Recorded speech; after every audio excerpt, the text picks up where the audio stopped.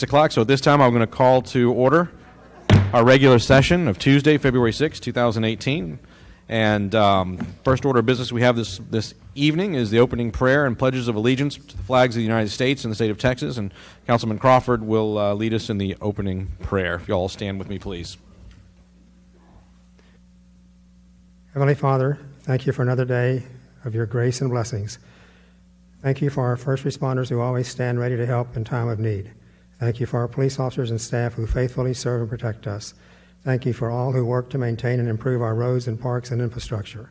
Thank you for all our administration staff who work each day to keep our community a place where we are proud to call home. Bless our meeting this evening. May our hearts be devoted to the task of serving others as you have served us through your Son, Jesus Christ our Lord. Amen. Amen. I pledge allegiance to the flag of the United States of America and to the republic for which it stands, one nation, under God, indivisible, with liberty and justice for all. Honor the Texas flag. I pledge allegiance to thee, Texas, one state, under God, one and indivisible. Thank you, Mr. Crawford.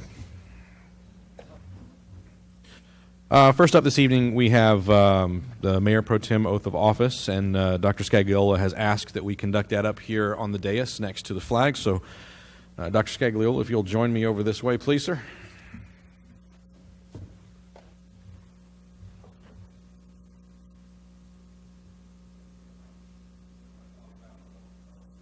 All right, if you repeat after me, sir. I state your name. I, David L. Scagliola, Do solemnly.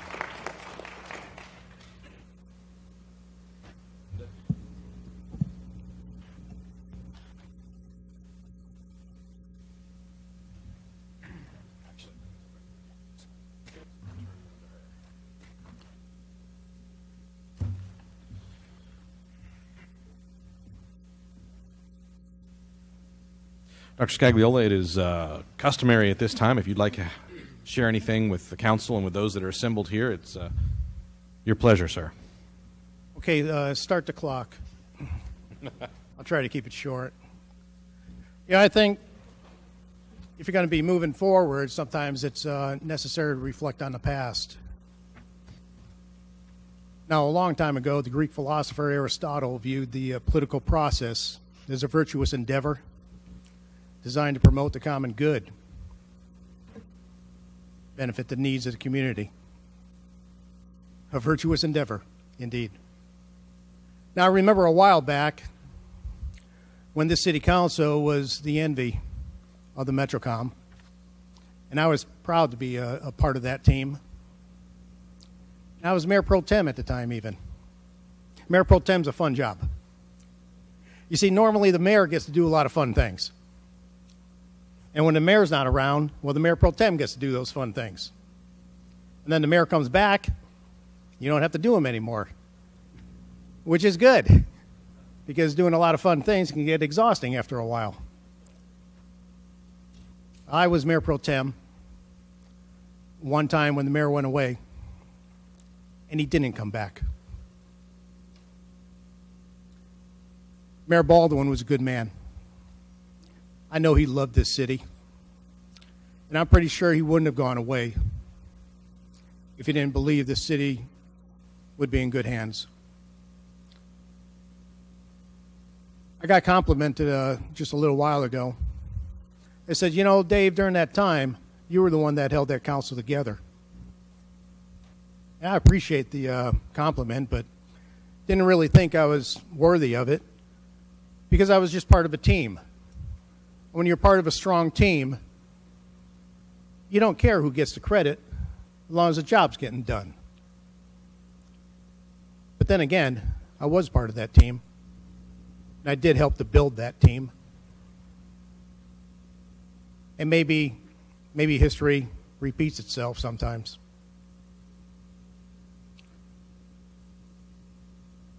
I really don't want to lead the team again anytime soon.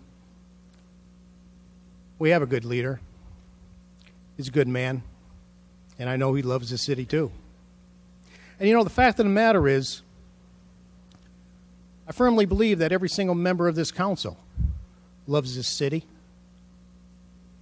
We may not always agree with their actions, but the fact of the matter is, I believe they do what they do in the belief that what they're doing will benefit the residents of this city.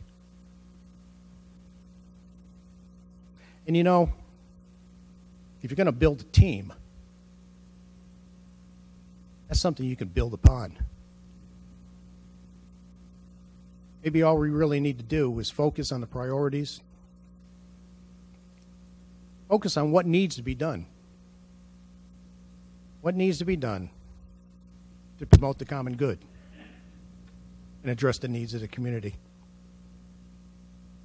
And you know what? If we do it right, I'm thinking we could probably, one of these days, the city council may be the envy of the Metrocom once again. And that would be a virtuous endeavor. That's all I have, Mayor. Thank you. Sorry. Thank you, Dr. Scagliola. All right, the next item that we have on the agenda this evening, we have employee recognition, and we have a Public Works is up this evening.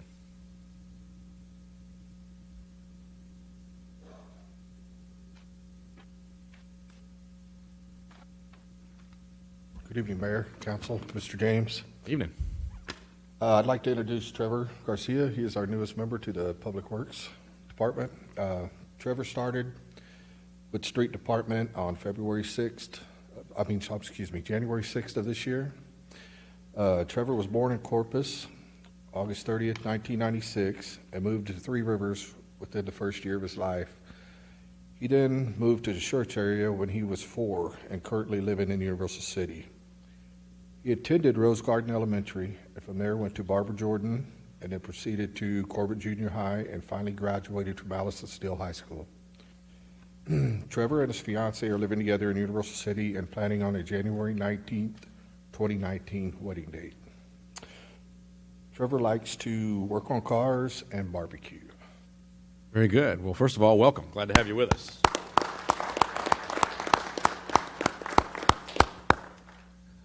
Microphone's yours, sir, if you like. It's an honor. Thank y'all for hiring me. Hopefully I can expand my skills here and work here for a long time. Thank you. Well, welcome, and we look forward to having you with us for a long time. Double points on the beard.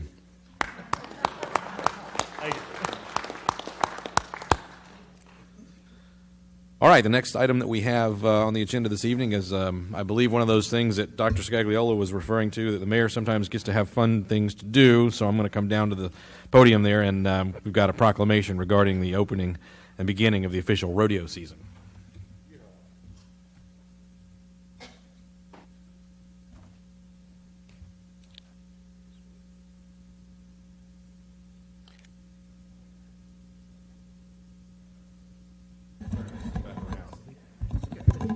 Do this way, and then we're all up here together, and the camera's coming right at us. This truly is one of the fun things that you get to do when you get to sit in the middle seat. So I'm going to go ahead and read this, if I may, and then I'm going to turn the microphone over to these folks here. And it reads as such: whereas February 8, 2018 marks the 69th anniversary of the San Antonio Stock Show and Rodeo, and San Antonio's largest single event. And whereas the San Antonio Livestock Exposition Incorporated is a volunteer organization that emphasizes agriculture and education to develop the youth of Texas. And whereas since the inception of the San Antonio Livestock Exposition Incorporated Scholarship Program, $186 million has been committed to the youth of Texas in the form of scholarships, grants, endowments, auctions, calf scramble programs, and show premiums, with $11.5 million committed in 2017. And whereas over 7,500 Texas youth have been given college educational opportunities because of the San Antonio Stock Show and Rodeo Scholarship Fund. And whereas the San Antonio Stock Show and Rodeo has been recognized by the Professional Rodeo Cowboys Association as the best large indoor rodeo of the year for the past 13 consecutive years. And whereas during the 2017 event, over 2 million visitors attended the San Antonio Stock Show and Rodeo. And whereas the lifeblood of the organization is the over 6,000 dedicated volunteers and its corporate partners and patrons who understand the importance of agriculture and value quality family entertainment. Now, therefore, be it resolved that the City of Schertz, through its Mayor Michael Carpenter and the City Council, hereby recognizes and proclaims February 8th to 25th, 2018 as official rodeo season. And to join us in supporting the activities, and February 8th, 2018, as official Dress Western San Antonio Day. And we call upon the people of the City of Schertz to join us in supporting the activities and mission of the San Antonio Stock Show and Rodeo to support the youth of Texas, education, and agriculture. So first of all, thanks for joining us tonight.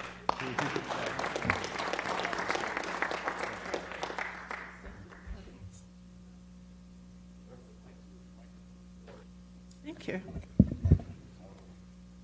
I am Barbara Hall, a proud volunteer for the Ambassador Committee, and on behalf of 6,000 volunteers, staff, and executive committee, we want to thank you for this proclamation. It is because of our volunteers, rodeo patrons, and corporate sponsors that SAIL has been successful in awarding to date $186 million in educational commitment to the youth of Texas. I also like to add that on January 19th, there was a group of about 45 from this committee that came to the city of Schertz. We talked to business people. We left posters, guides, bumper stickers. We also visited with the Cibolo Ag Group. We left them a little nice check to cover their expenses that they incur coming to the stock show with their exhibits. And we went to the Guadalupe County Fair Show that was that same day, and we left them a little check also. We cordially invite you and all the citizens to attend the 69th Annual San Antonio Stock Show and Rodeo, February 8th through the 25th at the AT&T Freeman Coliseum grounds. Thank you. And let's rodeo San Antonio.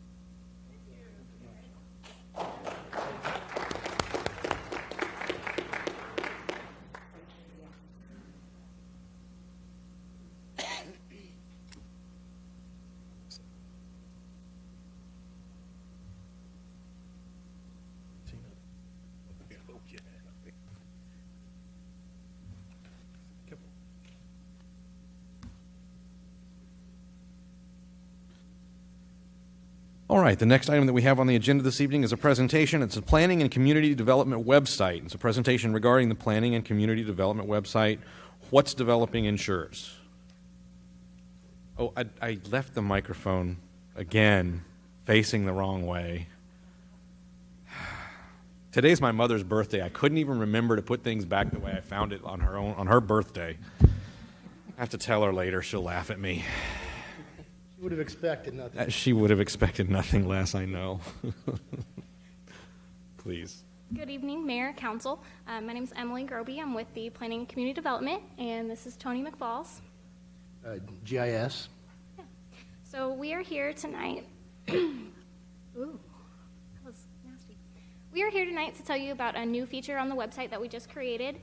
The goal behind this new feature is essentially we get a lot of phone calls and emails of people inquiring, it's on this intersection, what's going on there? We see work being done, we see a building being erected, what's going to happen? So we wanted to kind of be a little more transparent and upfront with what's happening within the city. So from the business and development portion of the website, under development resources, there's this new tab, What's Developing in Schertz. So Tony and I, using GIS, created an interactive map that hopefully will load here. It's working on it. That has the current commercial, and we'll have the new residential subdivisions that are happening within the city.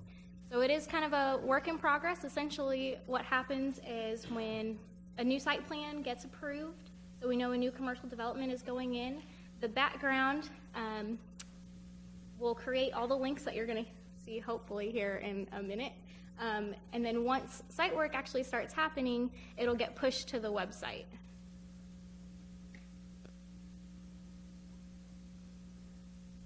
Of course, we planned this long delay. Just Building drama. What is happening?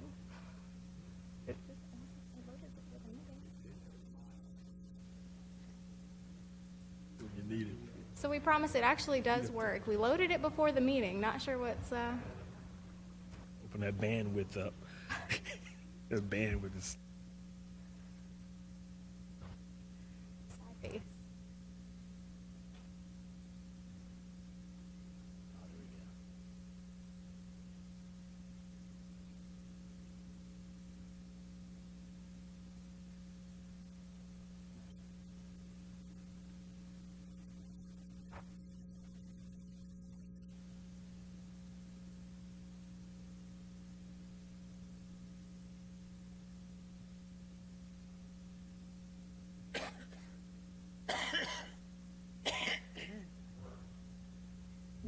I got it here.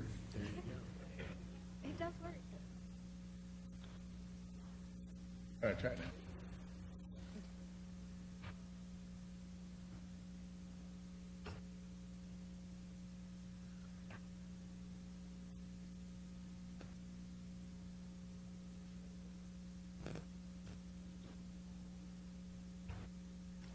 Oh, got that one.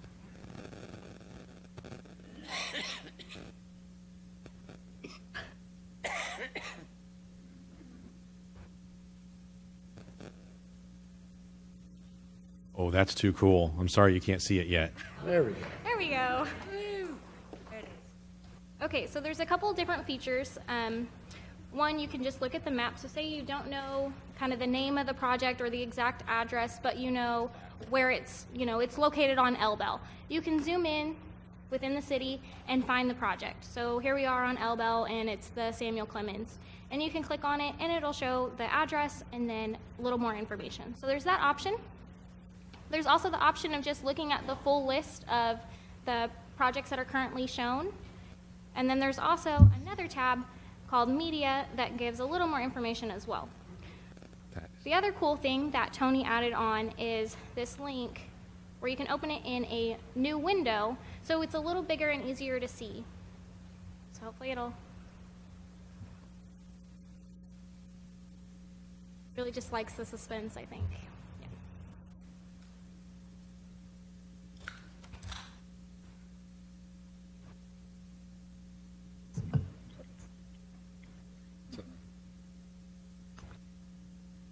Okay, so we'll go through an example on this one, and then hopefully the full screen will load for us. So I know one that's kind of been, I've had a lot of phone calls on, was what's happening on the corner of Schertz Parkway and Savannah. The construction on that site has been kind of going on for a little bit of time. We started seeing, the trees at the beginning, and it's been kind of questions since then. So with this new feature, we can go, okay, well, it's the corner of Schertz Parkway and Savannah, so it's this one. Let's click on it, and it'll give you a little bit of information. So it'll tell you the square foot and that it's going to be a medical office, the general location, and then there's this one picture. Now, the cool thing that we were able to do is all of the subtitles are links to Laserfish that, when you click, pulls up the approved site plan. So you can see exactly, how the site is going to look on itself. It shows the building elevations, the landscaping, everything that you kind of want to know. So we have some of the commercials in there right now. Like I said, it's kind of a work in progress, adding new commercials as they, start developing. And then with the residential subdivisions, it's not necessarily going to be, already established subdivisions. It's going to be when they're going in and doing the public infrastructure. So when they're cutting the roads, when they're doing the water and sewer, when people start seeing that first initial dirt work, they can go on here and find out what's going on.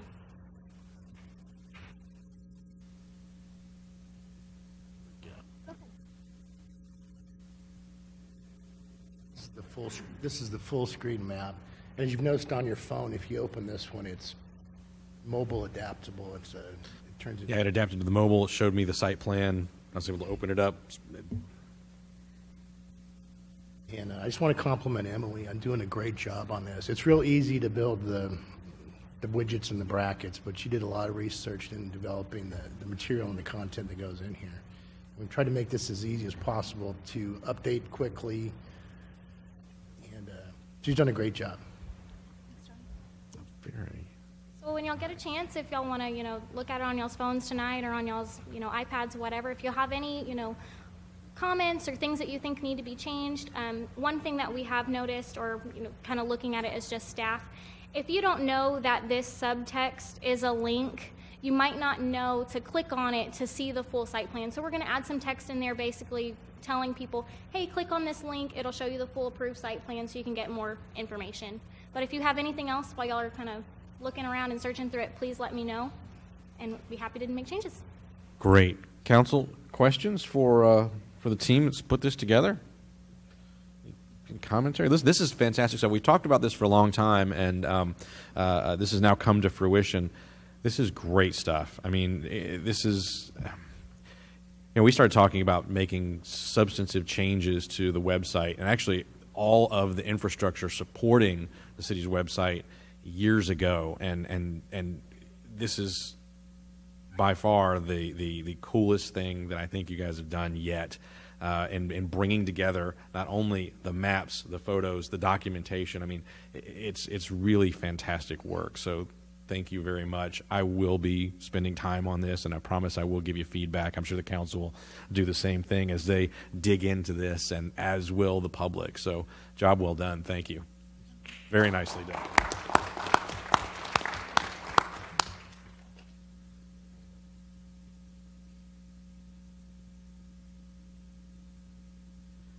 All right, the next thing we have on the agenda this evening, we have city events and announcements. And first, we have announcements of upcoming city events. Mrs. Gonzalez. Yes, good evening.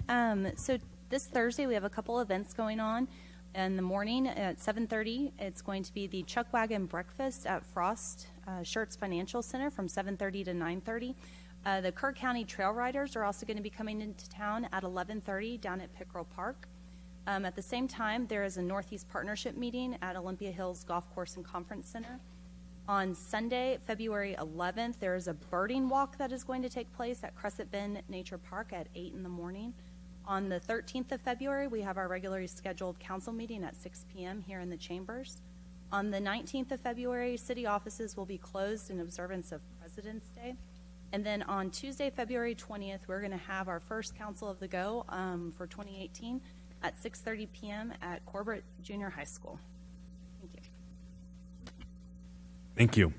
Announcements and recognitions by the acting city manager. Mr. James, anything this evening? Thank you, Mayor. I have a couple of things. One announcement, one recognition. The recognition is for a number of the folks in our Public Works Department, particularly the sign department. Often the Public Works folks don't get a lot of attention, don't get a lot of recognition, but they're the ones out working in weather like this that we have today. But they got an unusual request a little bit ago, and it was from a mother whose son was autistic who was fascinated with street signs. He was having a birthday party and called up the Public Works and said, hey, do you all happen to have any kind of old signs or anything lying around?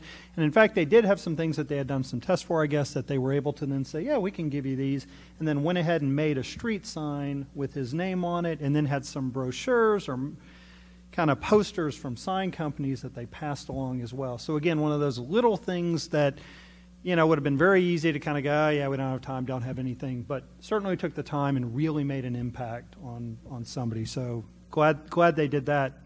The other thing in terms of an announcement and a bit of kudos, there were a number of folks who helped with this project, but primarily John Nowak and Scott McClellan in engineering with regard to the reconstruction of Schertz Parkway. They have spent a lot of time keeping that moving, working with the contractor, and we anticipate pulling down the barricades tomorrow about midday, which will open it up for traffic. Now, the project's not entirely done.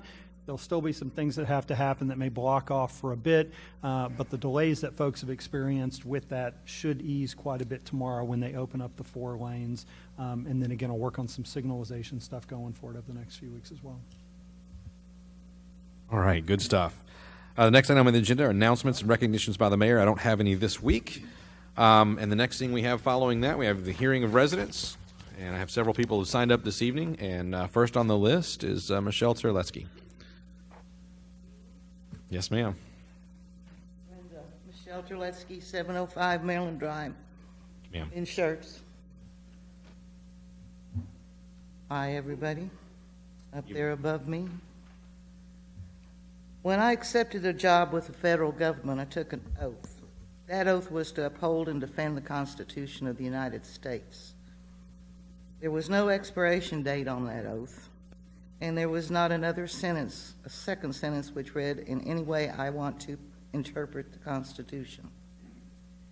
I am here to request that Council provide some information concerning their initiative to place limits on the First Amendment rights of individuals sending information while serving on Council, city boards, and commissions, and the public receiving information through social media.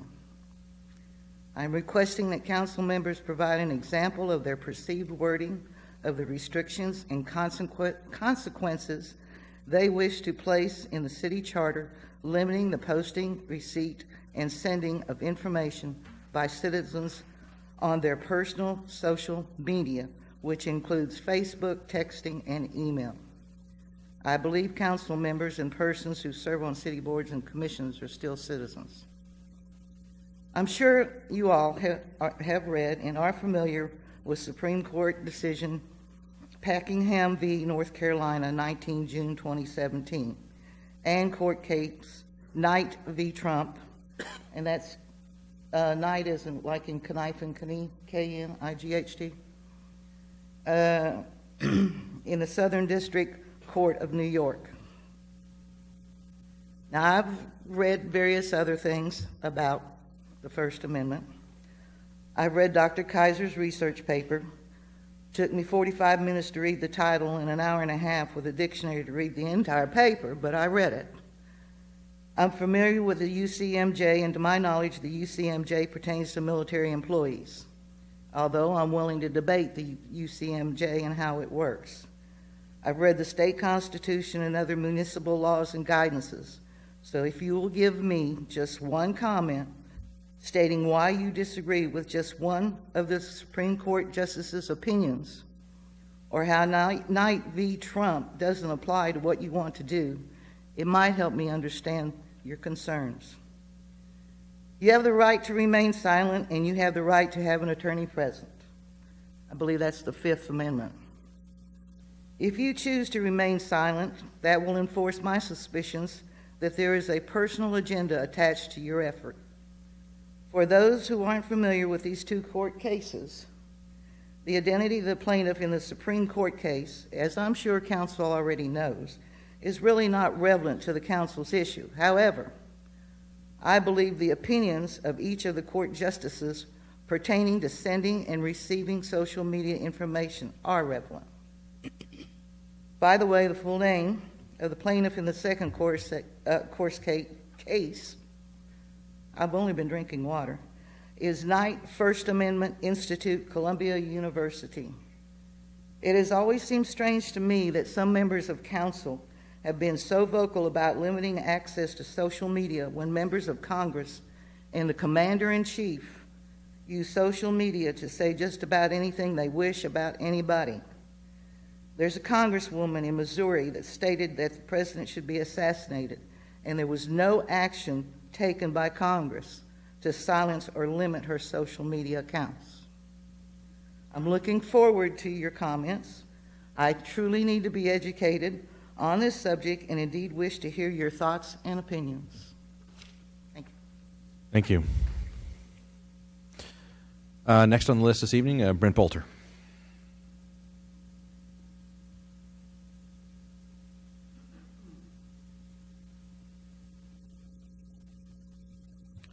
Brent Bolter, 2633 Cloverbrook Lane, Belmont Park subdivision. Mayor, City Council, I have a few thoughts in the wake of the firing of the city manager now that some time has passed.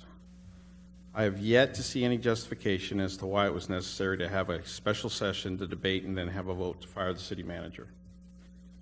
The only thing I can see is that the three that called it wanted to do it that way to get it done without the citizens of Schertz knowing it was going to be done. I think you were hoping for an empty council chamber. And in lack of seeing any other justification, that's what I'm left with. And I believe others feel the same way. Going forward, I believe it's necessary to act on Robin Thompson's request to provide a full accounting of the full expenses of firing the city manager, to include the cost of hiring an outside firm to review internal processes and procedures and provide assistance in the hiring of a new city manager. I'd also like to submit that the standard the new city manager will be held to is that he or she does a better job than the job that John Kessel did during his time as city manager.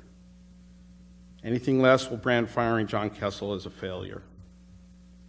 I see on tonight's agenda 2 items to be discussed in closed session. One regarding the acting city manager and one for the city secretary. I would like clarification on closed sessions and what can be discussed by council members and the mayor after that closed session, as there seems to be some confusion in the wake of the closed session that happened during the special session that resulted in the firing of the city manager as to what could be shared.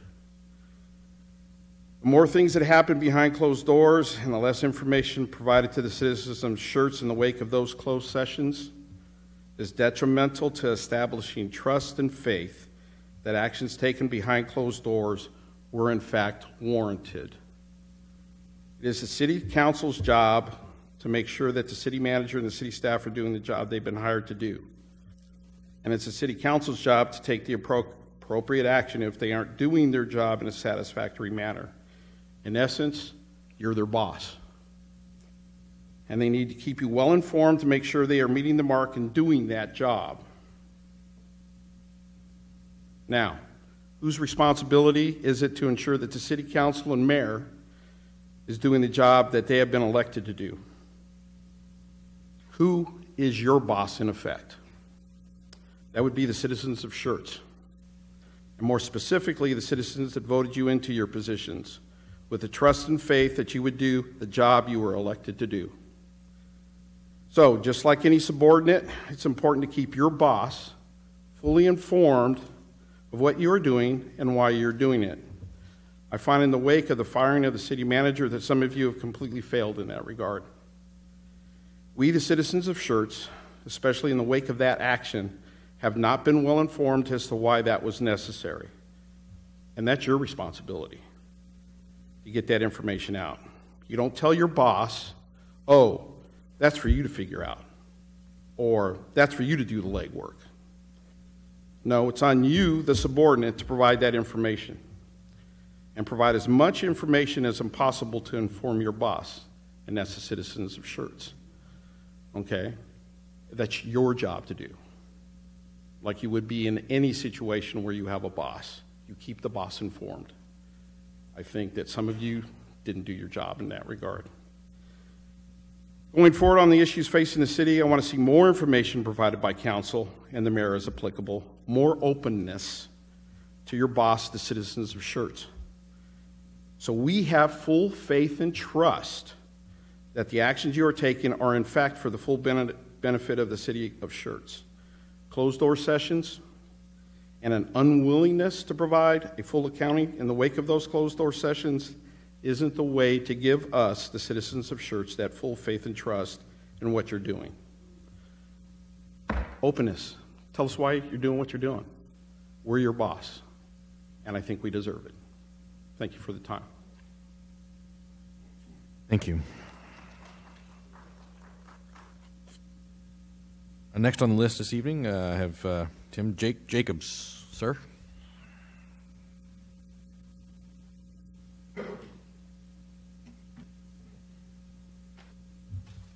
Good evening. Timothy Jacobs, 316 Beverly Drive, Schertz, the wonderful city of Schertz. Mr. Mayor, Dias, council members, Mr. James, staff. I am here to let you know that I officially filed for County Commissioner, Guadalupe County Commissioner, Precinct number 4, and I just wanted to make you aware of that and let you all know how you can get in touch with me if you have any concerns, issues that you may want to bring up or you think may be concerns for the county, because this is a wonderful county. This all started, Mr. Mayor, I think you're behind that, as well as Councilmember Cedric Edwards and Scagliola, when y'all appointed me to Schertz local government court. Well, first and foremost is planning and zoning. So you got me on this roll, and I snowballed from there, went into Schertz local government corporation. I had some dates down there because I really didn't want to mess the dates up, but been serving the community for quite a while, actually. First thing I ended up doing is deleting all my notes. That was a good move. Essentially, I started helping out at the Parks and Rec Foundation. I like people, I like the outside, the barbecue, the rides, and all that kind of good stuff. Enjoyed that thoroughly and continue with that. And then, of course, the foundation, we had closed it up. But I sat 2 years as the chairman on that particular board. And the snowball effect kind of came into play. Mayor Hal Baldwin was so kind to grab me by the shirt tail, which he could for so many people. And me being retired Air Force and all that, we have that brethren conversation and language, if you will, that we all understand. Chief, I know you understand that. But with that said, I've been graciously blessed by this city council, the ones sitting in place, and there's a lot of new faces, of course, as things change, to be able to serve my community in the capacity of appointing me to not only the planning and zoning and Schertz Local Government Corporation, but I'm also deeply involved in the community through the Schertz Lions Club, through the chambers. Miss Maggie sitting here, I gave a couple years of my time over there as one of the ambassadors and all. And with that said, I only have a couple more things, Mr. Mayor. If you don't mind, I have 2 questions for you, sir. How many points do I get for my beard? Yeah, it's double points for that beard, too. Thank you, It's sir. way better than mine. And may I approach the dais, because I'd like to go ahead and hand out my information, or I can leave them here so any council members can contact me if need be. Actually, if you like, I'll take them and I'll make sure that they go up and down the dais. 300, they're small, Mr. Mayor. Very good. Thank you, sir. Very good. As you all well know, campaigning, I have an HOA I need to depart, so I am going to graciously sneak out the back. Not that I don't like in hearing about this wonderful city. Thank you for your time. Thank you, sir. I have one question for you, though. Yes, sir. If I'm not mistaken, you're the only Schertz resident running for county commissioner in Precinct 4. Is that right? I am the only Schertz resident that's going to win Precinct number 4, Mr. Mayor. Awesome. And yes, and I meant to say this because I actually am sitting in an elected position, second tour with CCMA. So, indeed. Representing. Y'all have a wonderful and blessed evening. Thank you, sir.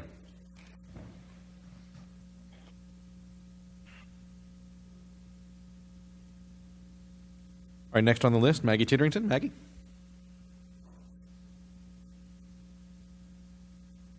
Good evening, Council. Maggie Titterington, 1730 Schertz Parkway, the Chamber. Good evening. I am here tonight to be the voice of dozens of our businessmen and women that have called, met, or spoken to me to share their concerns about their city and their council. They have expressed to me their sorrow at the loss of our city manager, concern over the staff that remains that now must take on the additional duties that have come about. They've expressed their lack of understanding and confusion about why something like this would take place, disbelief that after watching the Friday night video and the hearing of residents, the majority of council was unmoved, that the amounts revealed in the newspaper article of monies that need to be paid are surely not within the budget plan, and concerns about what programs may have to go unfunded or what employee or employees are not going to be staffed, brought on, or hired in order to cover this money. They expressed concern that council is planning on tapping into the reserve fund that has been carefully rebuilt for our city to be used in cases of emergency. One business felt that 2 of the council persons had violated the city charter concerning Section 4.07 and interference with administration.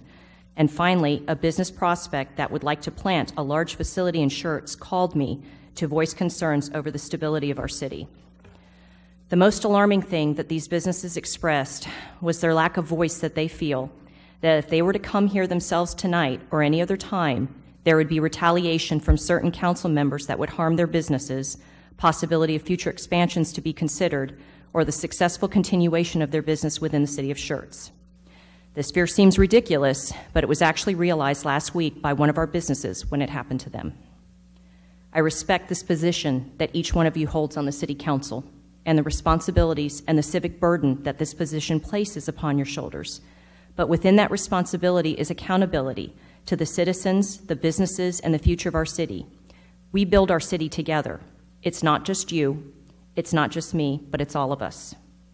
Last, I want to thank Councilman Davis for reaching out to me after last city council meeting to answer questions that I had asked in hearing of residents, as well as meeting with dozens of residents and business owners who had also expressed concerns to what they felt was deaf ears on some of the council. I respect Councilman Davis and the fact that he spent almost 3 hours speaking, answering questions, and presenting his decision process. Even though we did not agree with his reasoning, we respect the fact that he chose to place himself in what I'm sure was a very awkward meeting to at least give answers to our questions. The fact still remains that 3 council are still silent. Thank you. Thank you.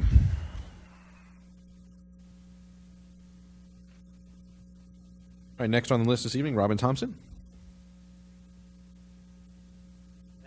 Mayor, Mr. James, City Council, I'm speaking tonight as a resident of Schertz, abiding at 967 Oak Ridge. I'm here tonight for 3 reasons.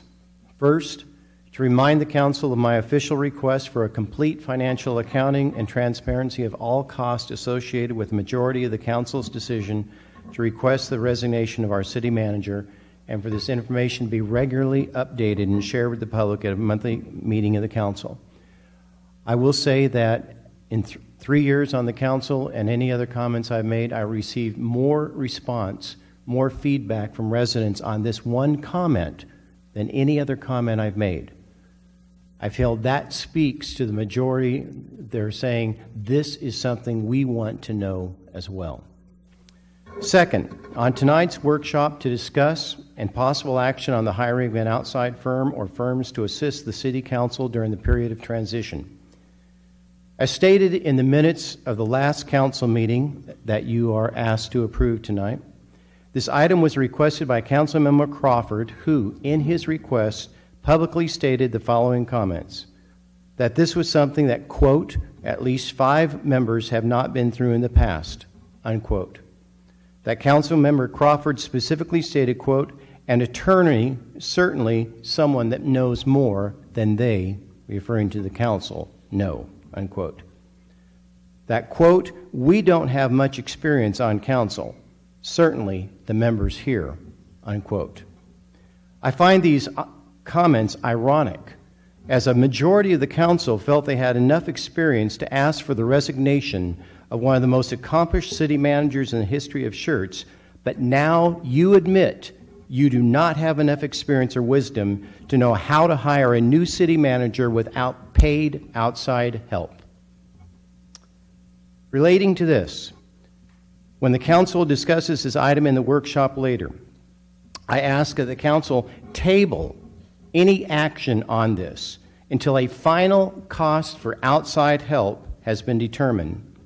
Consultants do not come cheap, and depending upon what is being asked for or what other areas the council may in addition choose to ask a consultant to go into at a later date, such outside help could easily end up costing $100,000 or more. The taxpayers of the city are already being asked to pay a severance package of $237,000.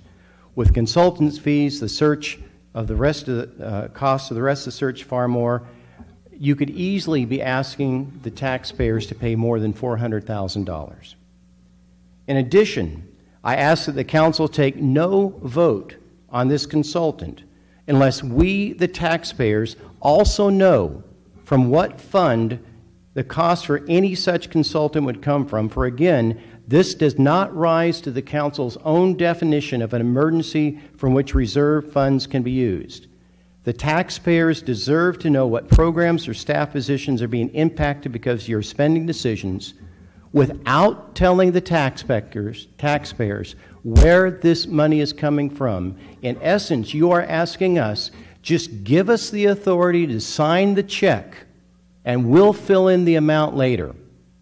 Not one of you would do business that way.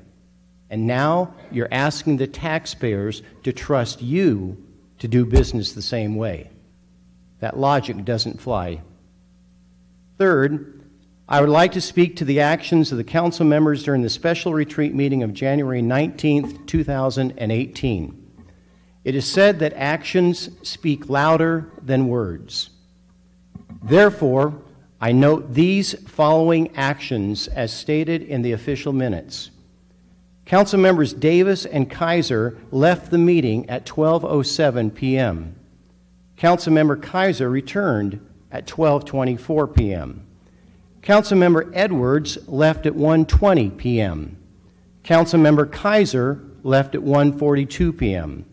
Councilmember Larson left sometime between 1:42 to 1:52 p.m., at which time a quorum of the council was lost.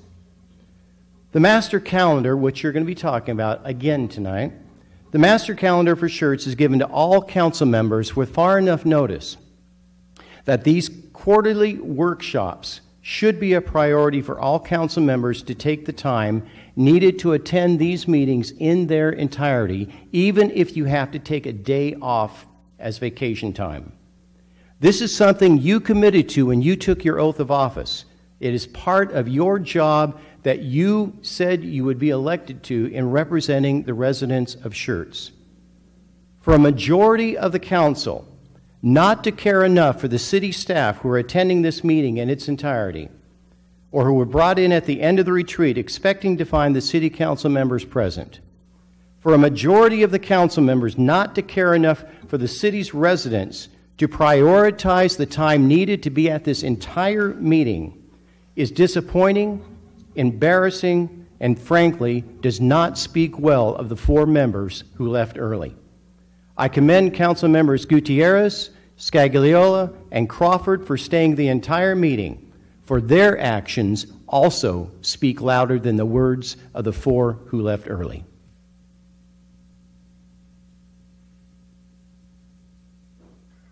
Thank you. Next on the list, Michelle Womack.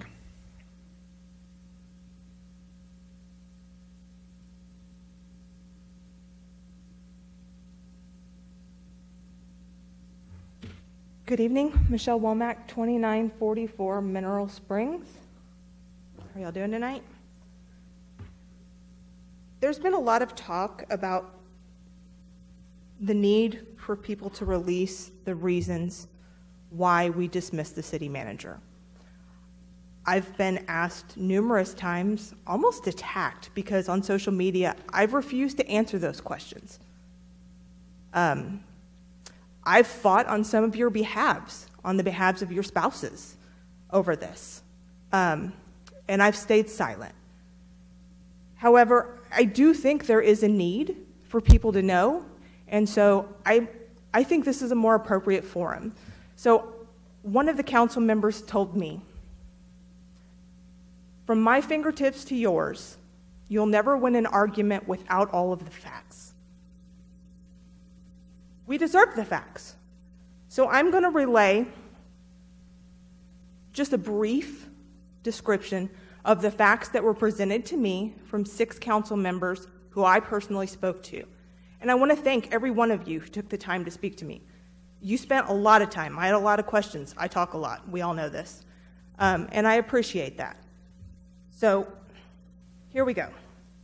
Number 1, the resignation of the assistant finance manager and the decline from the city to rehire him. Number 2, the number of annual animal shelter committee meetings. Number 3, that he was not qualified to be a city manager. Number 4, our parks, in specific, a water fountain, some swings, and a restroom. Number 5, the lights that were out at the Civic Center for too long. Number 6, financials not updated on the website. Number 7, staffing of empty positions in regard to length of time that they sat empty, the number of applicants who applied, and the procedure at which we filled the positions. Number 8, a $5,000 overage for VIP staffing. Number 9, expired contracts. Number 10, budget issues. Number 11, HR issues. So these are the facts that were presented to me. And before I make a decision, because I'm trying to do the right thing, I'm trying to hear the facts, do what I was, advised to do, find the facts, I'm asking everyone again, am I missing anything? If I'm missing something, Councilmember Edwards, Scagliola, Kaiser, and Crawford for sure have my cell phone number. They've all been provided my cell phone number. I'm not sure about the rest of you, but I'm sure they'd be more than willing to share it. If you need it, I can give it to you tonight. You can email me, whatever you need to do. But we deserve to know the facts, and we want to know them. So in order to have the facts, we need to know the arguments so we can look for ourselves. So I'm asking all of you to think about these 11 items that I've presented, and if I'm missing something, let me know. I'll clarify it. Because in these 11 items, I don't see a single thing that calls for the dismissal of our city manager. I don't see it. It's just not there. These are all things that we could have fixed. We could have worked together. We could have taken more initiative. There are reasons. There are better ways to handle these. And so I really do. I'm reaching out to every one of you, all 7. 6 of you I've talked to, 1 of you blocked me, but that's neither here nor there. So again, my phone number is available. I'm here after the meeting, and I am waiting for responses. Thank you very much. Thank you. And last to sign up this evening, Jeff Womack.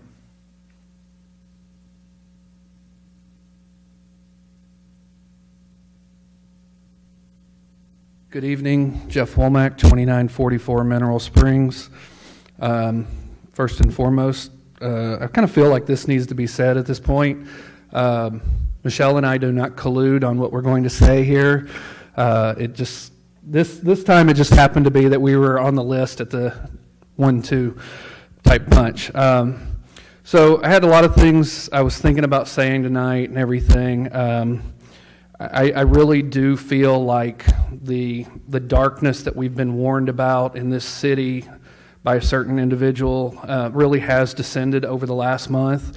And if someone from the city would like to write me a check for $235,625, I will get out of your hair in a heartbeat. That's kind of where I'm at right now with this city. I think it's rather disgusting. Anyway, $235,625 is the minimum amount we're going to be paying Mr. Kessel, folks. So after the last meeting, and one of the council members, part of their reason for the dismissal or the request for the dismissal of Mr. Kessel was an issue with lights at the Civic Center. So I left work early on a Friday, just wasn't really feeling work, and took some time off. And on my way home that day, I decided to stop at the Civic Center. I had been in there once or twice before, I think meet the candidates type of a situation and stuff. Never been to any like convention type events or meetings there other than that. And Mr. Thompson was actually there, just happened to catch him there setting up for the health fair, I believe is what it was. And he introduced me to the manager and went in and met Aaron and Sarah and told Aaron I just wanted to kind of see the facility and see what we had here because we as taxpayers do pay for it. So what do we have? She said, do I need keys? I said, well, in the spirit of openness, yes, grab your keys. If you don't mind, let's walk around and see everything. She literally opened up everything to me. I thought it was really cool that she did that. And I saw a really interesting facility, a really nice asset that we have in the city, and probably a lot of people have never been to.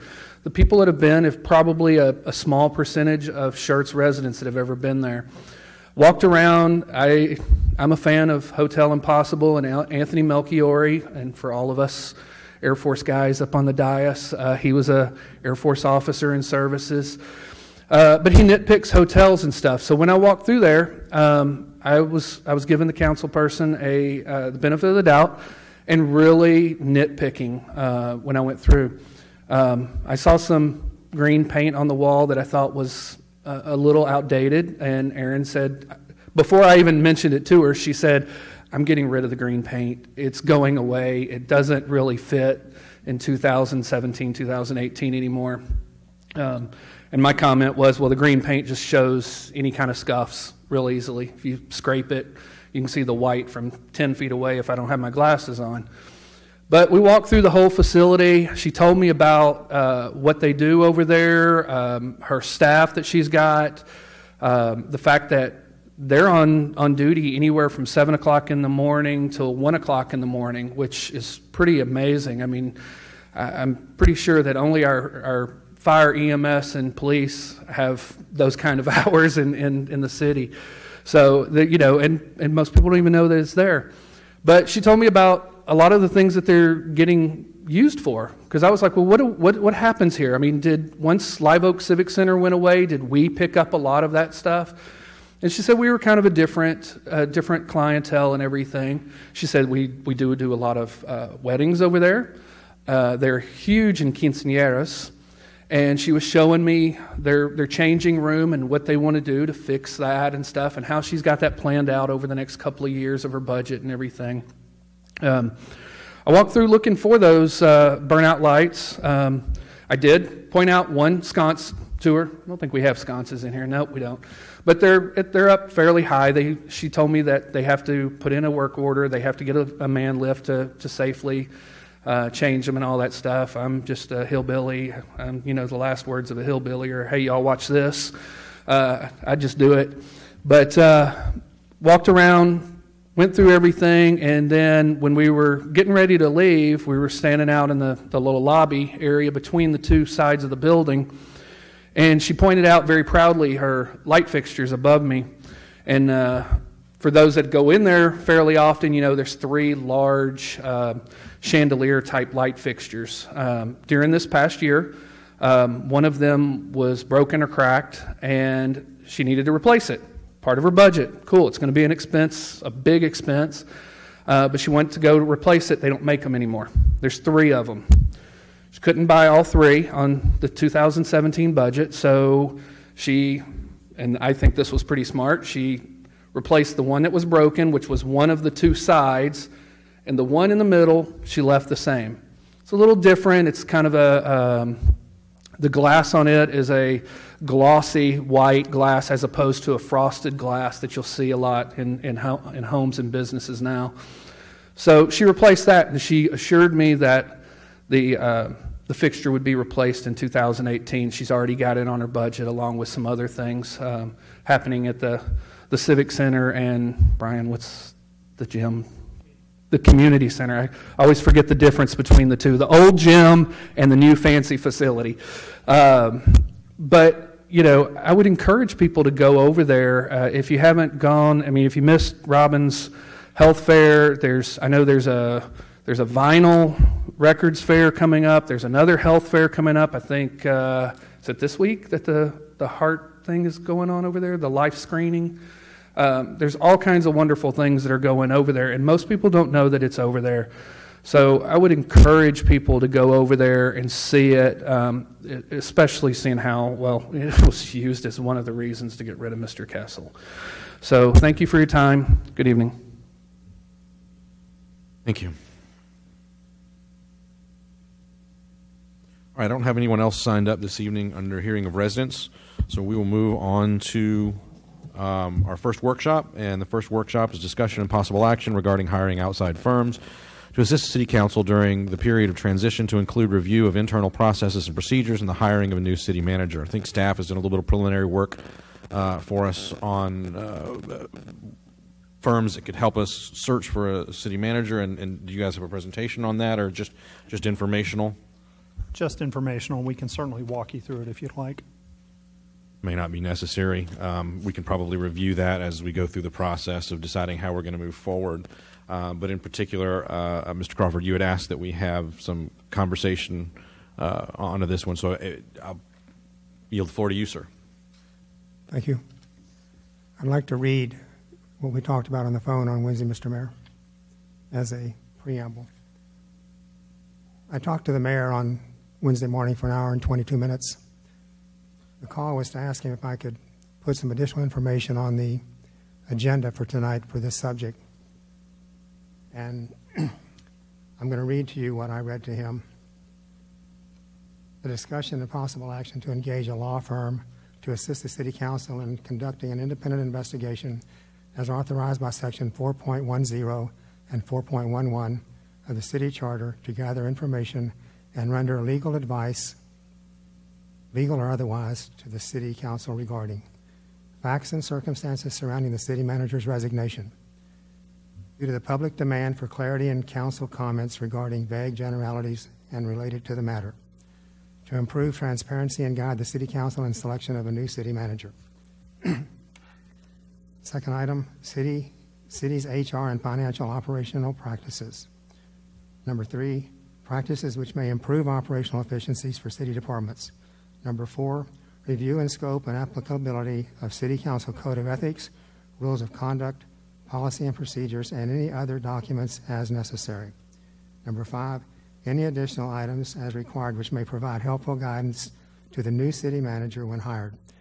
The intent of this is to bring everything out in the open that can be, as far as federal law is concerned, about what needs to be fixed, what isn't working, what could be changed, and hand that as a list to the new City Manager as a way to have some confidence that we're trying to give him or her the help they may need to take over the job.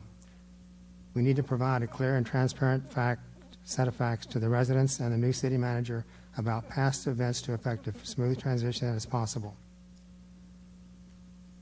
That's how I feel. And I did say there's 5 of us that have, or maybe it's just 4 of us, no, 5 of us that have not had any experience in hiring a City Manager. There are companies that can help us do that. The mayor has been through it, I think Mr. Edwards, and I think Mr. Scagliola. So they have experience that I don't have. We've all done things in our life where we didn't have the experience, but we learned, we hired somebody to get it done, and we got it done okay. This time it has to be better than okay. We need to hire a strong City Manager, male or female, that can come in and run this city. The City Council only hires 5 people. We cannot step down into the city staff and say, you don't have a job anymore. We hire the City Manager, the City Secretary, the City Attorney, the prosecutor for the municipal court, and the judge for the municipal court. No one else do we hire.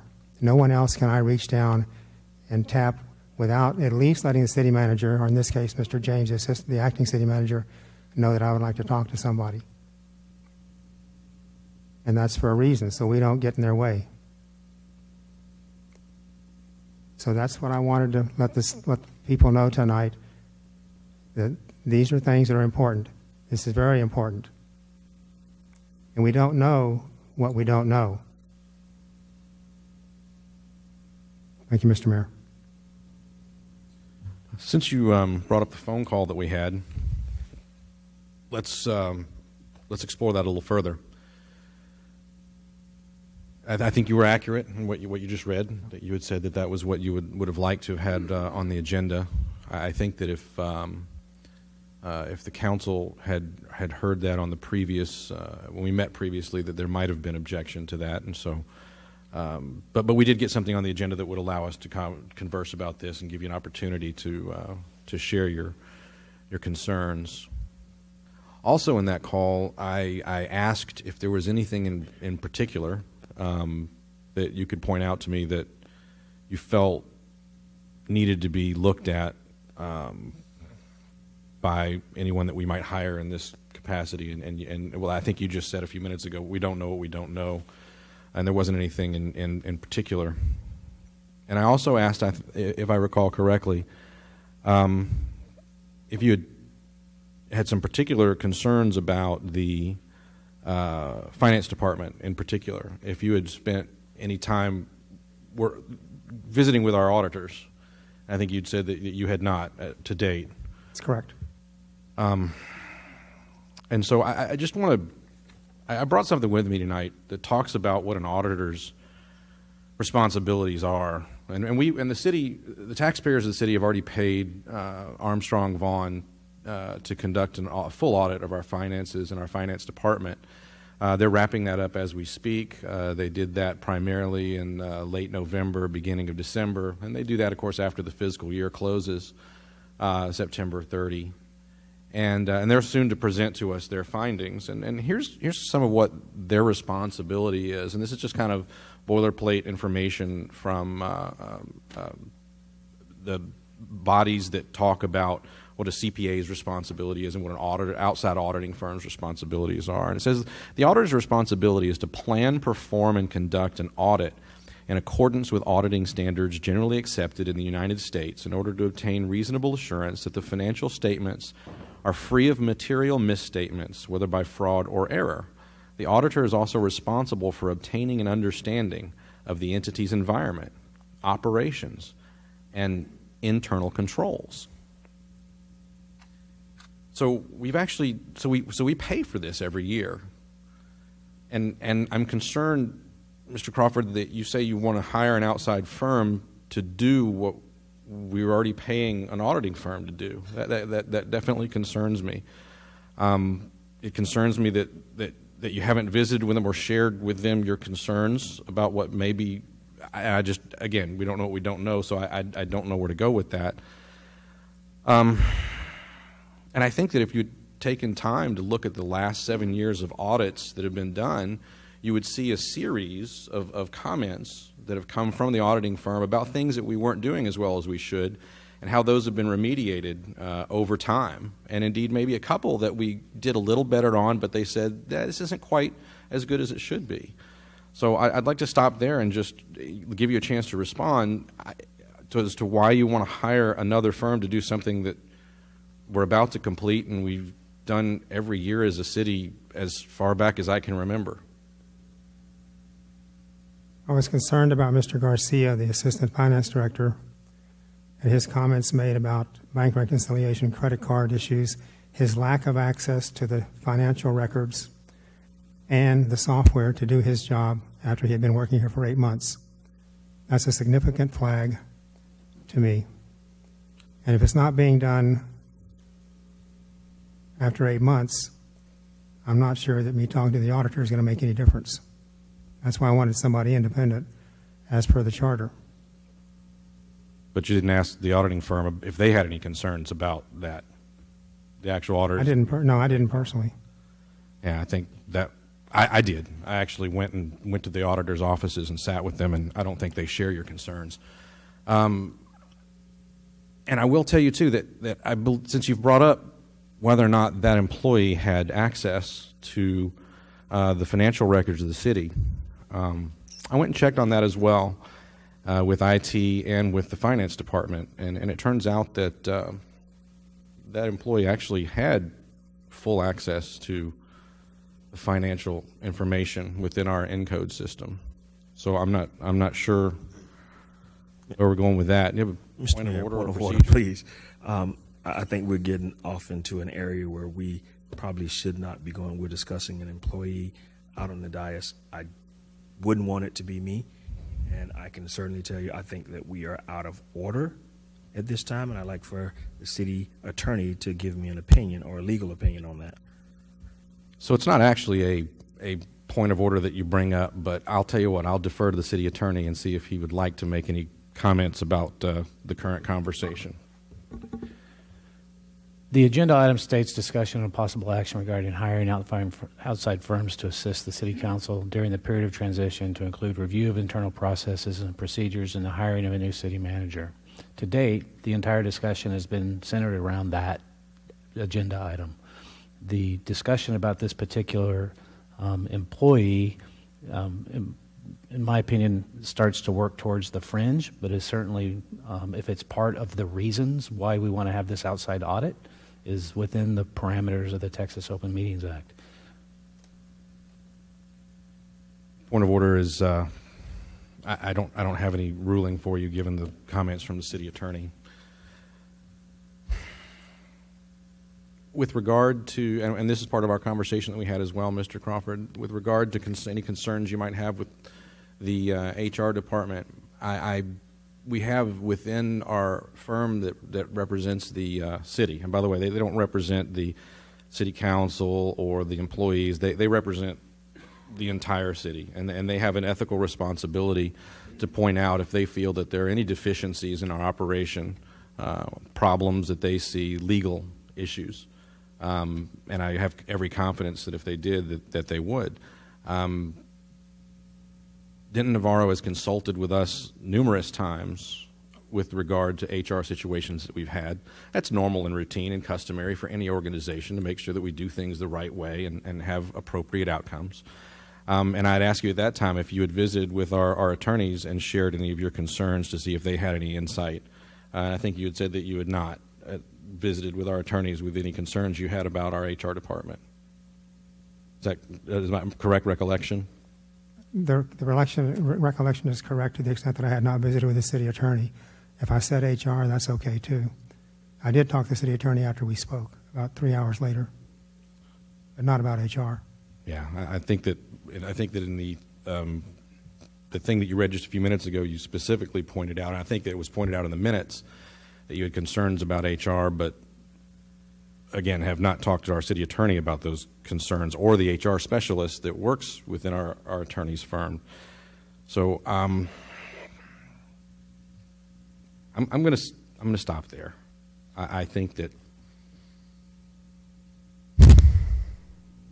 I'm going to switch gears a little bit.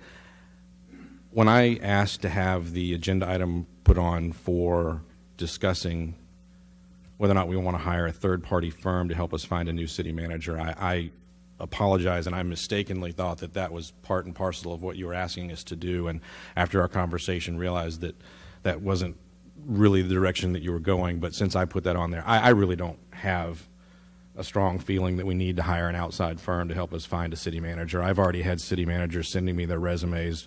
People want to work here in Schertz. They want to come to this city. I don't know the people that have sent me their resumes. I don't know how many we're going to get. I do feel like if we advertise in the Texas City Managers Association, both on their website and in several other places as we've done in the past, we're going to get a large number of applicants. I hope we get some good ones. I'm not sure if we will. But I think we'll get a large number of applicants. So I'm not, by putting that on the agenda, advocating that we hire an outside firm unless we have a problem finding the right candidate. So I'm going to stop there and open it up to the rest of council and see if there's any comments or questions anyone would like to make, starting at this end of the dais. Mr. Davis? Mr. Mayor, I kind of agree with you. I just don't think that, I think it's going to be a challenge going forward, looking at, depending on the number of applicants we get, but I don't necessarily see why we need an outside agency for a city of our size to screen applicants or work that process. I think we can do it internally. Okay. Mr. Gutierrez? Oh, well, I just don't see a purpose or motive to engage with a third party to help us hire a city manager. After all, we represent the city. Who knows the city better than us? Why would we hire someone else that is not in tune to where we want the city to go in? I just don't see it. I think that the residents of this city place their confidence on us so that we can do the right thing and therefore try to hire the right person for the job. Mr. Larson? In terms of getting third-party input for the hiring process of a city manager, I have a maybe unique take on it. I don't know if we necessarily need to hire outside assistance or not. In fact, I don't feel entirely strongly one way or the other. I feel very confident that everybody up here has the best interest of the city in heart, and I think we have a unique mix of experience that allows us to make informed decisions. But I will say, even so, there's only 8 of us, and our experiences only go so far.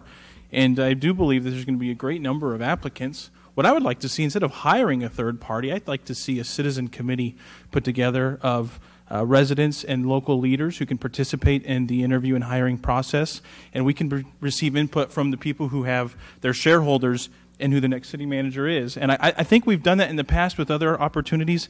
I think it's a way that we can rebuild some trust with the community. We can have some accountability with the community. And we're not beholden to anything that they tell us, but engaging them and taking leaders that we know and trust to be part of the hiring process could be beneficial to council. I do admit with Councilmember Crawford, there's many of us here who this is uncharted water. And even those of us who have experience, I wouldn't say hiring one or two city managers in your past is significant experience. So I think certainly we should trust the wisdom and motives of council members. But if we could find a way to engage a non-hired third party, but a volunteer committee of community leaders to help participate in that process, I think there could be a lot of benefit to it. And quite frankly, I don't see much downside to that. So I think perhaps we should see what it would take to drive engagement in this process and involve the community. Very good. Mr. Edwards? Mr. Mayor, I think along with yourself and Dr. Scagliola that we've had some experience with this, and I think hiring a city manager is the job of the council, and it is definitely something that we're charged to do by our charter. So with that being the case, I would recommend that we go forward with the council doing the interviews. I don't think we need an outside party to help us because we've done this before and we know exactly what we're looking for. And so I think that we should continue going forward with our council and all council members being involved in that process. Definitely.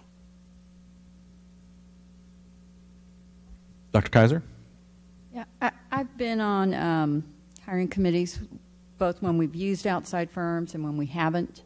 And I would probably say I would agree with most of you that I think we can do it. If we get, to a point where we just feel we can't and maybe we need an outside firm, I think maybe thinking about it at that point would be more prudent than saying today, yes, we need to have an outside firm. But I think at least initially we can get this done on our own. Hold on, I'll give everybody an opportunity. Dr. Scagliola, did you have anything to add, sir? Yeah, when I read this item, I broke it into two parts. The first part is hiring an outside firm to help us with the hiring of new city manager. Hiring a city manager isn't easy. It's a very lengthy process. And being that Schertz is still very well recognized within the state of Texas, and we actually got applicants from all over the states. The last time we did this, California, Alabama, you name a state, and they've done their research. They know about Schertz, Texas. It isn't an easy process, but we whittled it down, and I think we chose the best that was available of all the applicants. So I think we are quite qualified to do that again. Now, with regards to the other part of the question, the review of internal processes, I'm a little I'm curious, I really am, as to what internal processes need to be evaluated. Is it the hiring process, the budgeting process? Is it our EDC? Is it the services we provide? If there's a concern that there might be something not up to par with the way we conduct our internal processes, then perhaps that does need to be addressed, take a look at. Okay, the budgeting is one. We have an independent auditor that comes in to do that. What other processes should be reviewed? I was wondering, are there firms that actually do that? Right, Mr. Crawford. Thank you again. First, I'd like to make the point clear that I was asking for a special counselor to check out the processes that Mr. Scagliola or Dr. Scagliola was mentioning. I had no problem with the mayor adding on the fact that we may want to hire a third-party firm to help hire a city manager. If you go back and look at the minutes, and we're going to approve the minutes from the 23rd in a few minutes, the city secretary did a great job of transcribing pretty much word for word what the mayor and I said in that interchange. And I twice stated I'd like to have a special counselor look into the processes that we use to help get that clarity, to make sure that we do have things lined up and are doing things correctly, so that a city manager would want to step into this job knowing that there was some consternation about how it became open. And the mayor has mentioned that to us in some slight ways. So that was my concern, to try to have somebody come look, independent of everybody sitting on this dais, reporting to the council as per our charter, to provide the information. Maybe we are doing everything right. Maybe I made a mistake. Maybe we made a mistake when we voted to fire Mr. Couch, to accept his resignation. It's possible. I don't think so yet, but it is possible. All things are possible. But I would like the new city manager to have some kind of clarity, to know that things are in good shape, or if it's not in good shape, and that doesn't mean it's criminal, that it's going to be fixed and they know what to go fix. I think that's important. You may not agree with me. We are the committee that was elected by the people. Some of y'all voted for all of us. Some of you didn't vote for everybody. That's okay. But we are the committee that was selected by, what, Mr. Mayor, 16,000 people almost in the 2016 election, and 8 or so thousand last year. So we got the best sampling on the presidential election, second best on a midterm election coming up. That's where I'm coming from.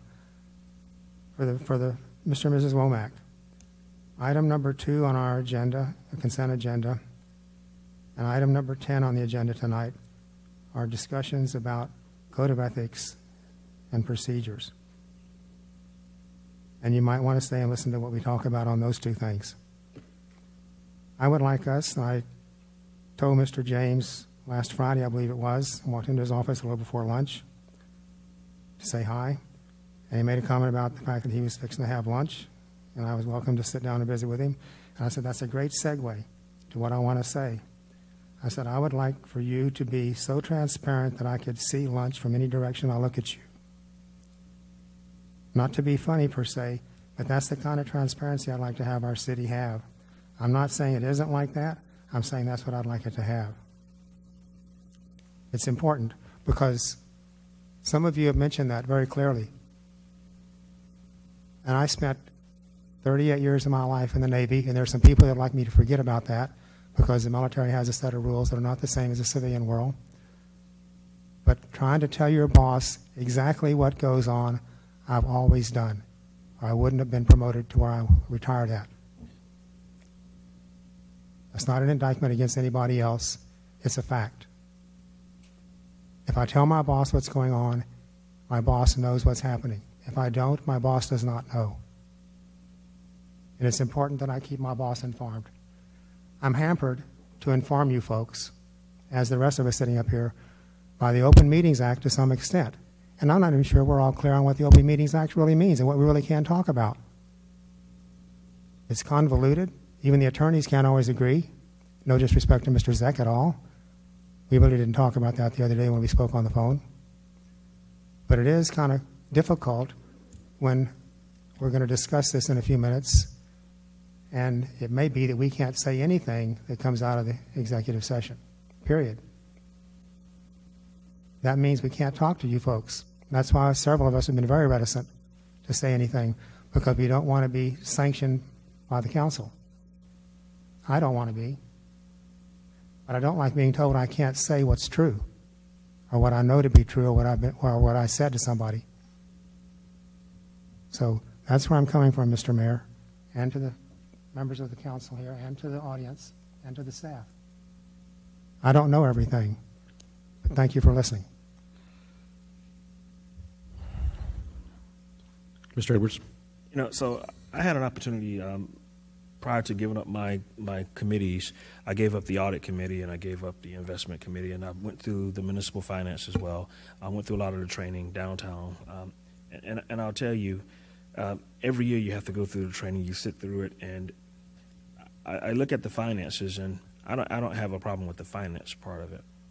Transparency, yes, I think everybody should be transparent. However, as Mr. Crawford just alleged or spoke to, I don't think moving words around in our closed session from shall to should. I would say I would rather err on the side of caution with the state ruling and open meetings. We're not on that one yet. Okay, yeah, we're going to have a whole item I on get that into one. that one. We will. But that particular thing, being on the investment committee and also being on the audit committee, I can certainly tell you Armstrong Vaughn has come through and they've given us some clarity on some things, and they've given us kudos, of course. So with that being said, if this is about hiring an outside agency to hire a city manager, I think that's our job as a council. Other than that, I think that we could probably put this to bed, unless someone else has a better idea. I would say this, given my experience and the time that I've spent both on the city council and in this chair, that neutral party, Mr. Crawford, that you refer to that will come in and take a look at the city organization is the new city manager that this city will hire to spend the money that city manager may come to us and say he or she needs in order to make changes or corrections before they have an opportunity to see it, I believe is backwards. I think hiring an outside firm to come and investigate things that are going on in the city usurps the authority of the new city manager in advance and strips them of the funding necessary that they may have to make changes when they come in and do an evaluation of the organization. If city managers are professionals. It is what they do. Hiring a new city manager is a fresh set of third-party eyes who will come in and evaluate the organization, and then they will come to us. He or she will come to us and say, here's what I see, here's what I need to work on with you, here are the resources I need to do that. So with that said, any other comments or questions from council? Mr. Crawford. Mr. Mayor, I'd like to make a motion to discuss the discussion and possible action to engage a law firm to assist the city council in conducting an independent investigation as authorized by section 410 and 411 of the city charter to gather information and render legal advice or otherwise to the city council regarding the items I mentioned when I read this the first of this session.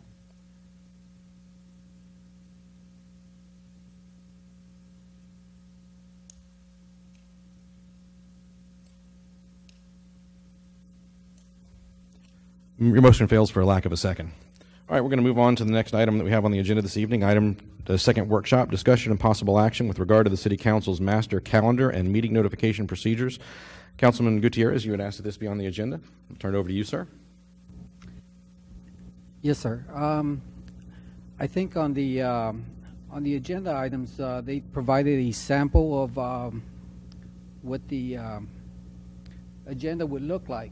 I think I'm perfectly fine with it. I mean, it's straightforward. There's, in fact, you also put in the next agenda date that we're going to have. So I think that would be great to put on the website, because it's really impossible to find something that's not there, and that's what was happening. Is when nothing is posted, people are not going to find it. This satisfies the transparency that citizens were looking for. Anyone else? Comments? Mr. Larson? I'll say I agree, because I thought we had council last week, and I went to the website to pull my agenda, and I actually saw the notice then. So it worked. Thank you. Others? Mr. Gutierrez, is there any action that needs to be taken, or is this already dealt with, or do we need to? What? Do we need to make a motion? No, sir, we don't. Generally, the consensus of council seems to be that every Friday we will post either an agenda for the council meeting or a notice indicating there is no council meeting that next week to better inform folks. So appreciate the city secretary's office knocking that out. I think it helped the discussion, so we'll do that going forward. No action necessary. Thank you, Brenda. Doesn't appear to be any objection, so we'll go on to the next item. Next item is workshop, discussion regarding repair status of the Schertz of our electronic sign, I believe, out front. Mr. Waite. Evening, Mayor, members of council. City staff is at the point where we're prepared to move forward with the repair of the sign. It's actually going to be a replacement of the panels of the sign, the actual signage part, without changing any of the pedestal at all. City staff did ask for bids. We got bids. We asked for 5 different companies that expressed an interest. 3 companies returned a bid. all of them on our specifications of what is known as 16 millimeter pixel matrix, or the resolution, basically. One of the vendors also, the low bidder, as a matter of fact, said, here's 16 millimeter pricing, but I can get you to 10 millimeter pricing, which is even a greater resolution or finer resolution. It would be a clearer picture for folks going up and down the parkway. And even at that greater resolution, they're still the low bidder. So they were the low bidder at $34,700 compared to $40,200 and $41,700. And increasing the resolution takes them to $39,300. So what staff desires to do is to move forward with that company. It's Stand Big out of San Antonio with the higher resolution, as long as council thinks that spending that extra money would be worth that. It's still the low bid vendor. We've worked with them on a few other projects prior to them bidding on this one, and we feel that they can do that appropriately. Their equipment is, it will take about 8 weeks. That includes installation time for them to get all the material ordered on site, assembled, and then come out here and install it in our frame if we were to move forward. I'd be happy to answer any questions. Absolutely. Council, questions? Mr. Davis? Funding for this, is this something, since it's a display sign, is this something that can come out of the hotel fund? We can double check that. My reaction is probably not, because what we tend to use the sign for and tend to be notices probably don't meet the requirements. But certainly I will say this, we will go back and double check that. We can provide a written update to council at the next meeting as to whether any part of that or all of it can be. If it can, we'll certainly go that route. If not, we'll fund it through other means. Does the hotel funds pay for the billboard up on 35? That one it does. I'd have to ask James if you want to come up perhaps and clarify that.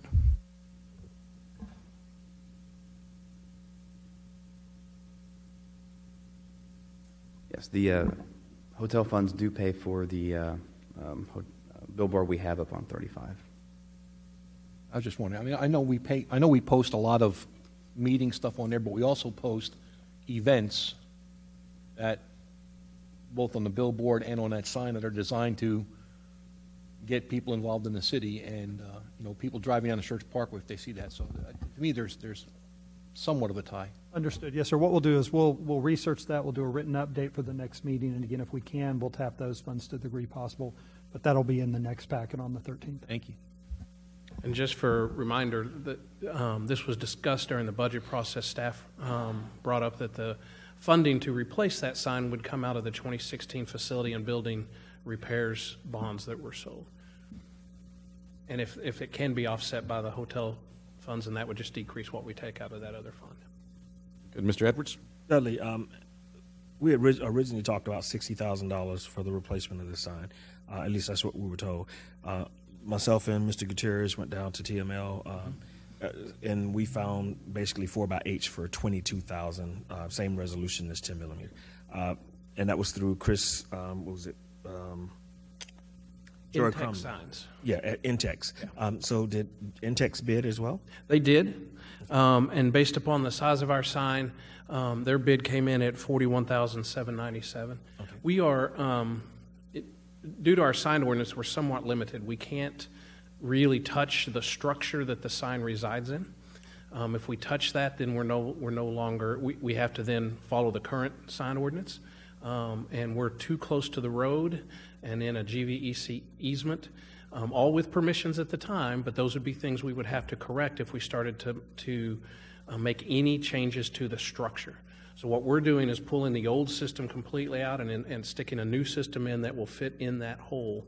And for them to do that, that was their price. And warranty, they were talking 7 years. What are we talking here on this new sign? They had 7 years. And the company that we're looking at has a 5-year warranty. Okay. So it's bumper to bumper, 5 years, and they're going to come out and actually do the training for the wireless. Okay. Yes. And all of them are wireless in the cloud. We can access it from anywhere and change it. And all of them actually have the capability, or will have the capability, for what we call iPause, which means if there is a a city event like a train derail, and we put that out on our notification system, that it could automatically come up on that board. And will they also include the graphic artist to show some designs for the staff? Yes, I believe that is all part of the training. Thank you. That's what I need. Thank you. We get anyone else, counsel?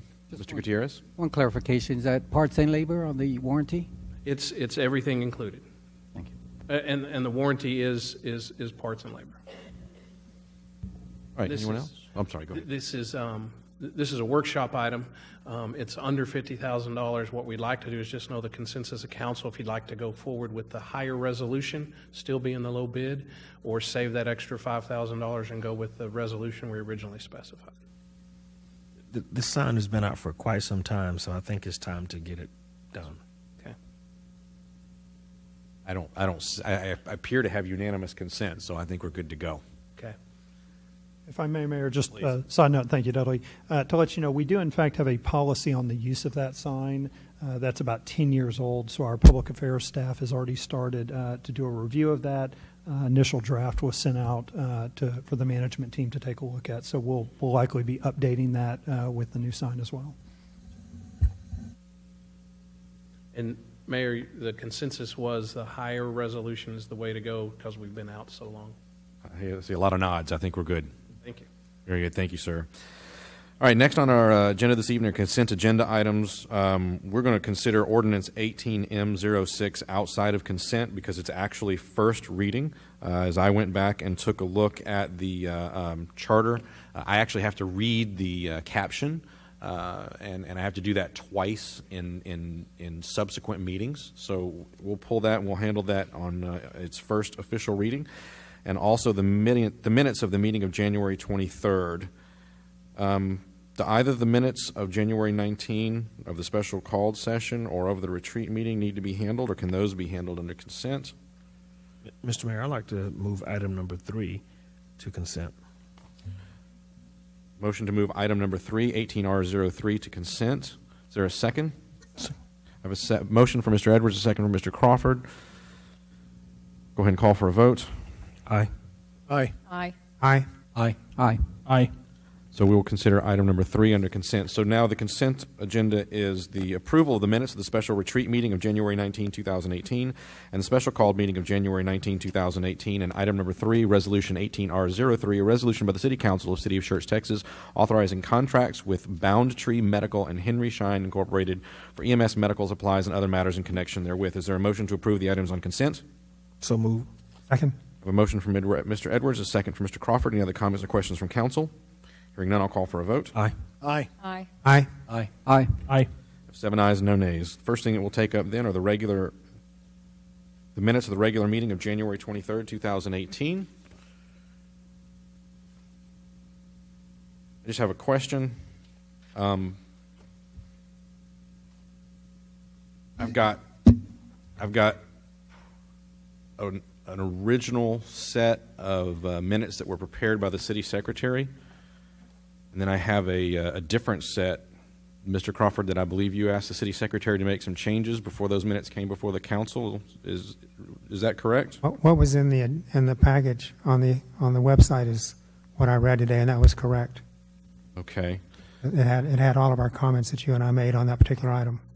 Right, but those were changes that you requested or instructed the city secretary to make after she'd already completed the draft minutes? She didn't have all of the paragraphs that you and I spoke, so she added the third and fourth paragraph. So you worked? Did you instruct or ask the city secretary to make changes to her completed draft to have the minutes that are in our packet today? I asked that it have what I stated on there because it didn't have the second part of our conversation. I guess I struggle with what would happen if there was a paragraph in a set of minutes and all 8 of us went to the city secretary before it came before the city council and we all wanted something different. I don't think she'd be able to get her job done. To the extent that the minutes are supposed to be an accurate rendition of what the audio and DVD says. Mr. Mayor? Mr. Gutierrez? the minutes should either be a summary or a full transcript of what's going on.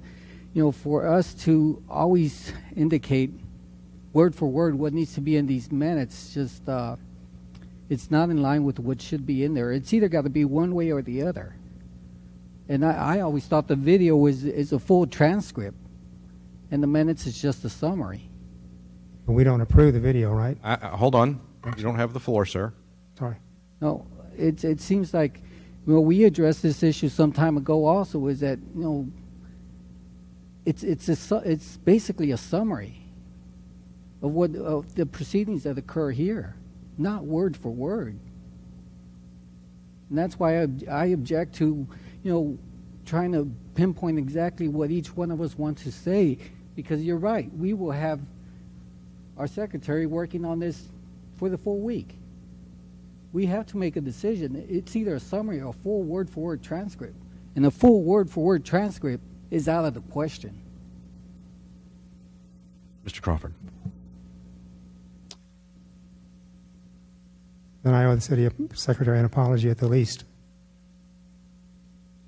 And the council also. I'd like to make a motion that we postpone the consideration of the minutes of January 23rd, 2018 to our next available session, and have the council have in their packet both sets of minutes. Second. I have a second from Mr. Davis. Any other comments or questions from council? Mr. Mayor, I do have a question. Yes, sir. So I want to make sure I have this correct. So we've been going summary this whole time because we've been going word for word. Now we're going to go summary? I just want to know the clarification here.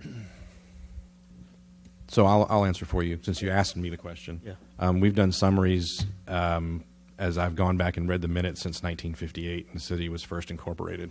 Okay. But I thought that was changed a few months ago, actually.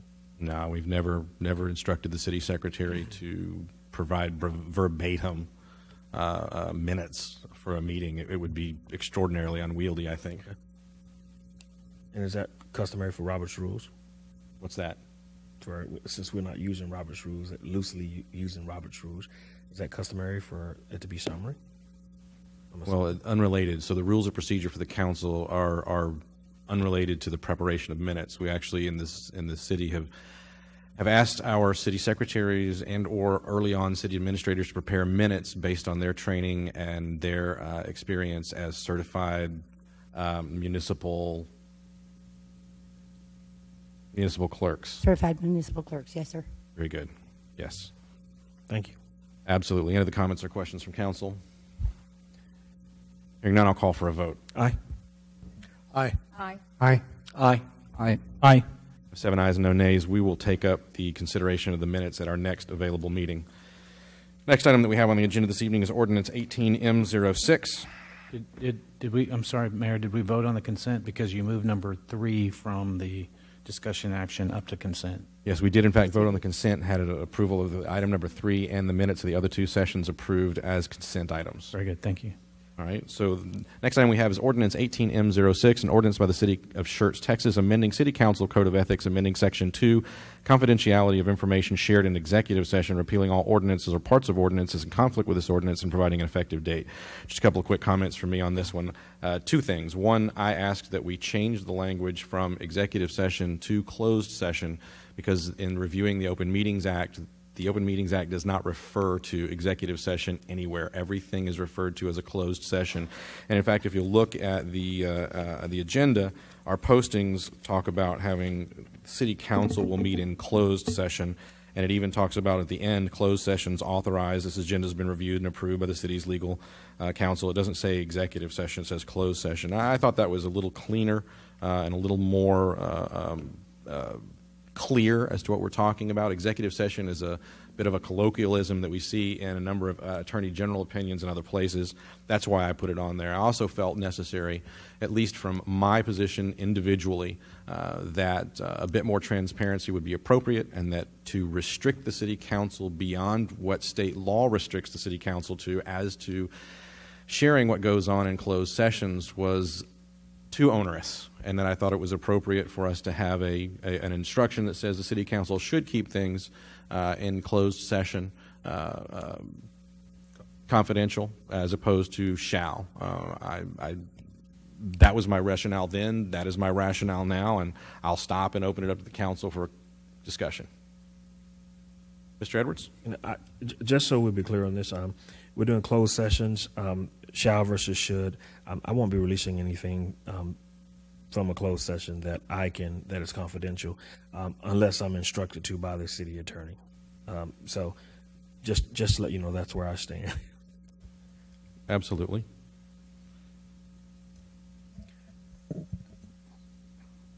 Dr. Scagliola? Yeah, I just need clarification.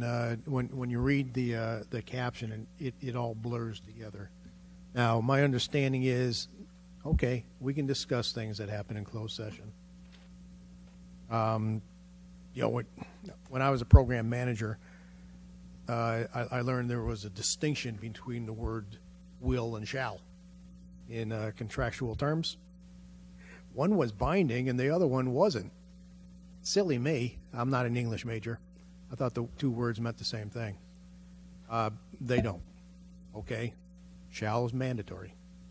Now, should, they define should. Woulda, coulda, shoulda. What exactly does that mean?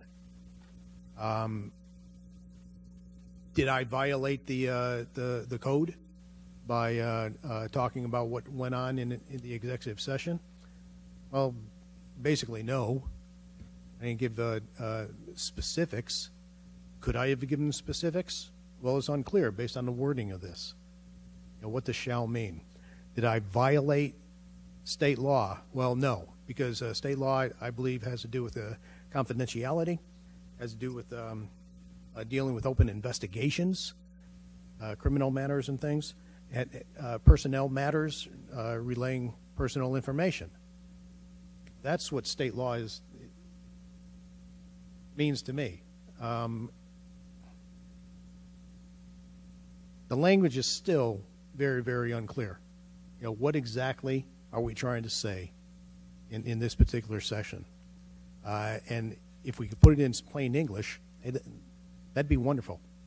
What is it we can, would, should be doing? Can we do? It needs to be clarified. So I'll answer that. My intent in saying the council should keep all matters discussed in closed session confidential is to allow the council, in their discretion, to discuss things that go on in closed session, in so much as, in the second section, state law is not violated. There's clarity within state law, and I am not an attorney, and I'm happy to defer to Mr. Zach. But state law gives us some very clear guidance, as does a number of court cases, or as do a number of court cases, and guidance from the Attorney General. I think as long as we pay attention to the court cases and what the Attorney General has in their opinion papers, and state law in particular, as long as we don't violate any of those, we should be free to discuss in generalities what goes on in closed sessions. Again, and this is a philosophical point from my point of view. The legislature has granted, in my opinion, the right for city councils and commissioners' courts and school districts to meet in closed sessions to protect the interests of that political subdivision, whether it be the city, and I say the city and in the aggregate, or commissioners' court for the county in the aggregate, or all of those people that live within a school district's boundaries in the aggregate, particularly with regard to economic development negotiations, consultations with our attorney, talking about potentially purchasing real estate, so as not to put our competition or others at an advantage over us as a city in the aggregate. I do not believe that closed sessions were implemented by the state legislature to protect the electeds.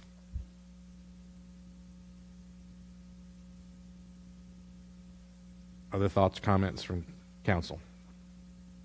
Mr. Davis. Yeah, I really would like to get, last week I had the pleasure of attending a great training session in the city that dealt with social media sites. It was a great training session put on by TML. It was presented by one of the attorneys in the Texas Attorney General's office. I would like to get something from our attorney that talks about what aspects of state law or what items that we talk about we should not. Because I think we're creating a big gray area here. The changes in the ordinance say council members should keep all matters discussed in closed session confidential.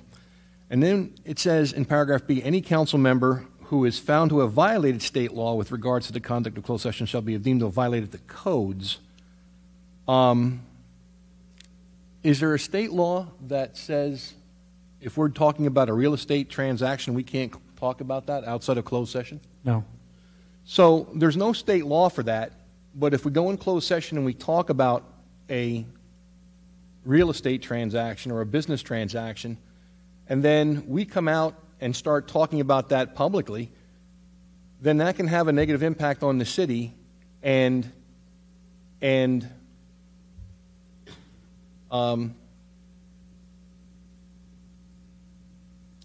destroy the actions going forward with that transaction.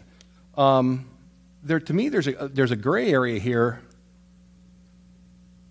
that basically we'll be able to talk about almost anything unless there's a specific state law that deals with it with regards to what we talk about in the closed session. And I think we need a little bit more education or explanation and maybe agreement among the council to what those things are that we can and cannot talk about, and not just found to have violated state law, because I certainly don't know all of state law to know what I can and cannot talk about when we go into a closed session. Would it help if I gave a very broad, high-level... Absolutely. Please, Mr. Zach.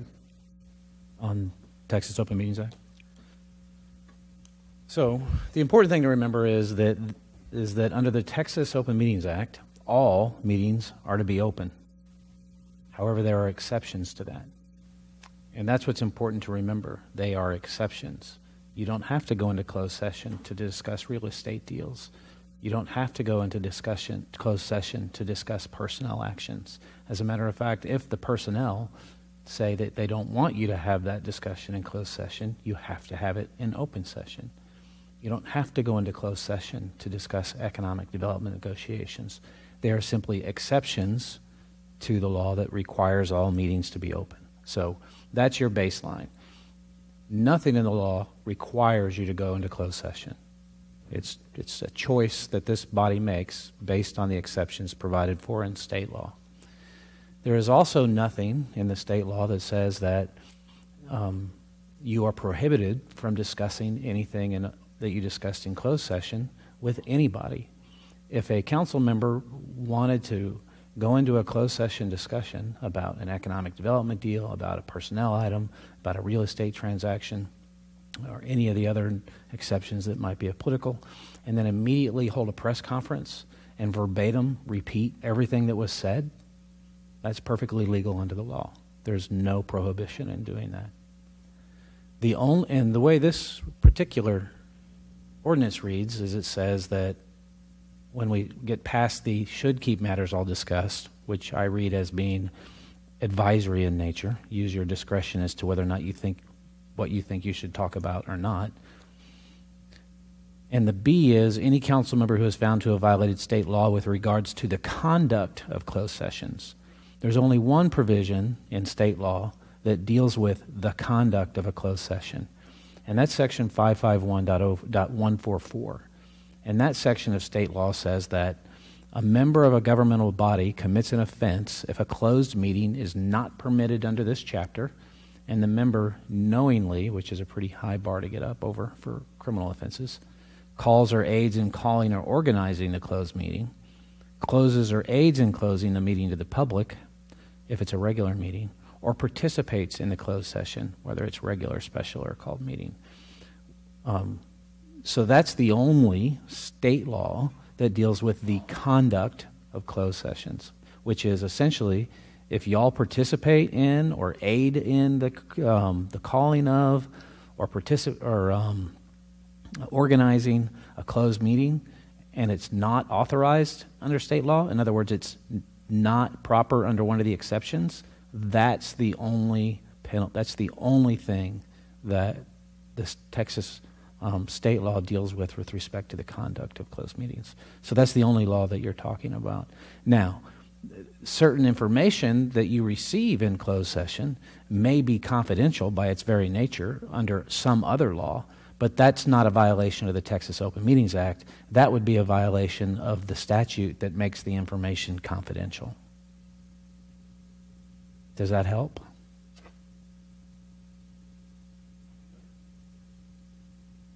Thank you, Mr. Zach.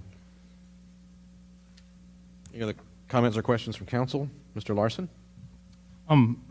Thank you, Mr. Zach, for that clarification. I think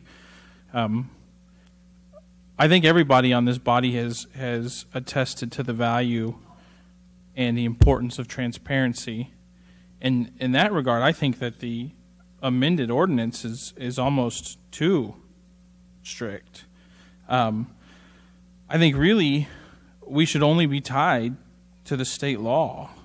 Any idea that council should keep all matters discussed in closed session confidential, I think just philosophically I disagree. In fact, I would say that unless another statute says otherwise, council members should be as open as possible about what occurs in closed session. I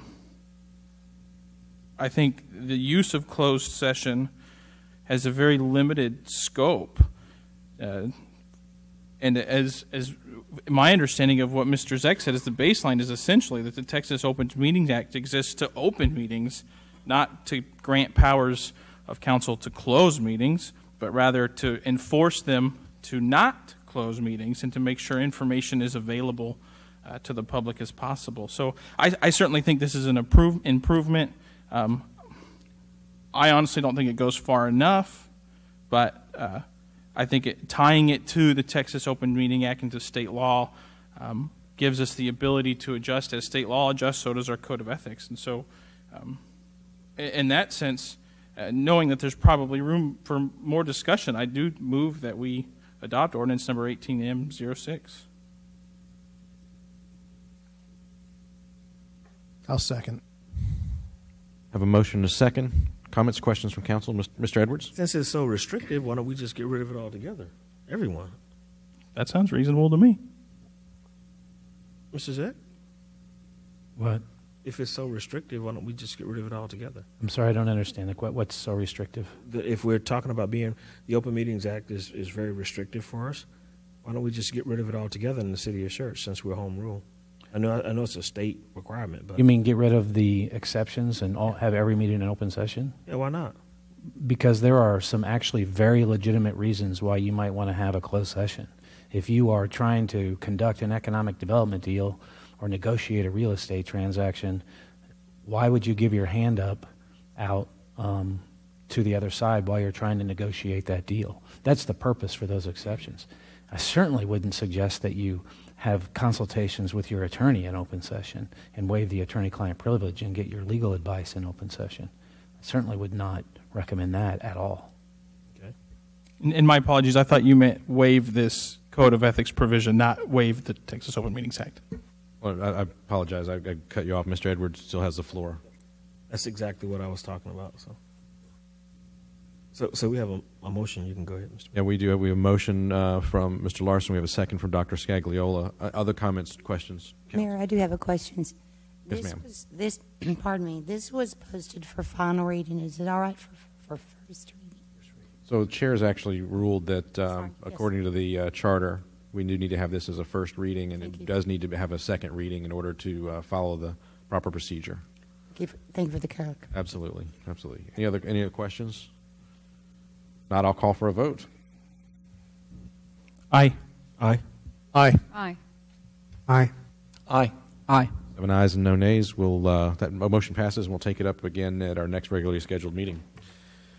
All right, go back to our regular discussion and action items at this point. Item number 4, Resolution 18R06, a resolution by the City Council of the City of Schertz, Texas, authorizing expenditures.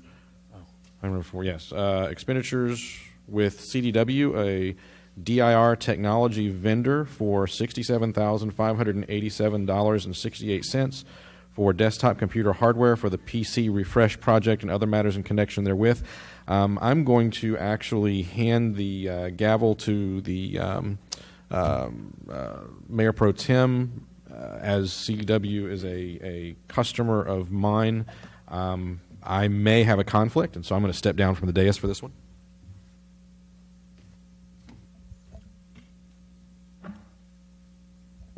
I thought I only had to do the fun stuff. This is the fun stuff. Oh, okay. This is where it gets exciting. This is IT stuff. Exactly. We always have fun in IT, sir. Well, Mr. Miles, what do you have for us? Thank you, Mayor Pro Tem and Council, Mr. James. I want to say congratulations, and I did want to salute you, sir.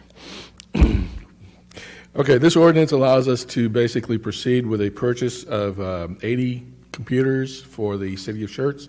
Half of these will be dedicated to the library's public access computers, and the rest will be distributed through as we upgrade and replace older equipment throughout the city. Basically, we're asking for permission to proceed. We've received multiple bids. We feel that CDW is giving us the best value for this project, and we'd like to move forward. Very good. Now, this is a budgeted item? Yes, sir, it is. What was the original budget do not exceed limit? $85,000. Okay. Any questions from the council? I move we approve Resolution 18R06. Second. Okay, I have a motion by Councilmember Davis to approve resolution number, let me read it, consideration and or action approving resolution authorizing expenditure with CDW, a DIR technology vendor, for $67,587.68 for desktop computers, hardware for the PC refresh project. And have a motion by Councilmember Davis to approve this resolution, seconded by Councilmember Crawford. Oh, I got to read that one. Wrong caption. Wrong caption. Okay. Resolution number 18R06, a resolution by the City Council of the City of Schertz, Texas, authorizing expenditures with CDW, a DIR technology vendor, for $67,587.68 for desktop computer hardware for the PC refresh project and other matters in connection therewith. Okay, so now. What's that? Now I call for a motion. Well, so moved. Have a motion by Councilmember Davis. Second. And a second by Councilmember Crawford. Any further discussion? You got to love Robert's Rules of Order or some simile thereof. But anyway, no discussion. I'll call for the vote. Aye. Aye. Aye. Aye. Aye. Aye. Aye. 7 ayes, no nays. Motion carries. Thank you, gentlemen and ladies.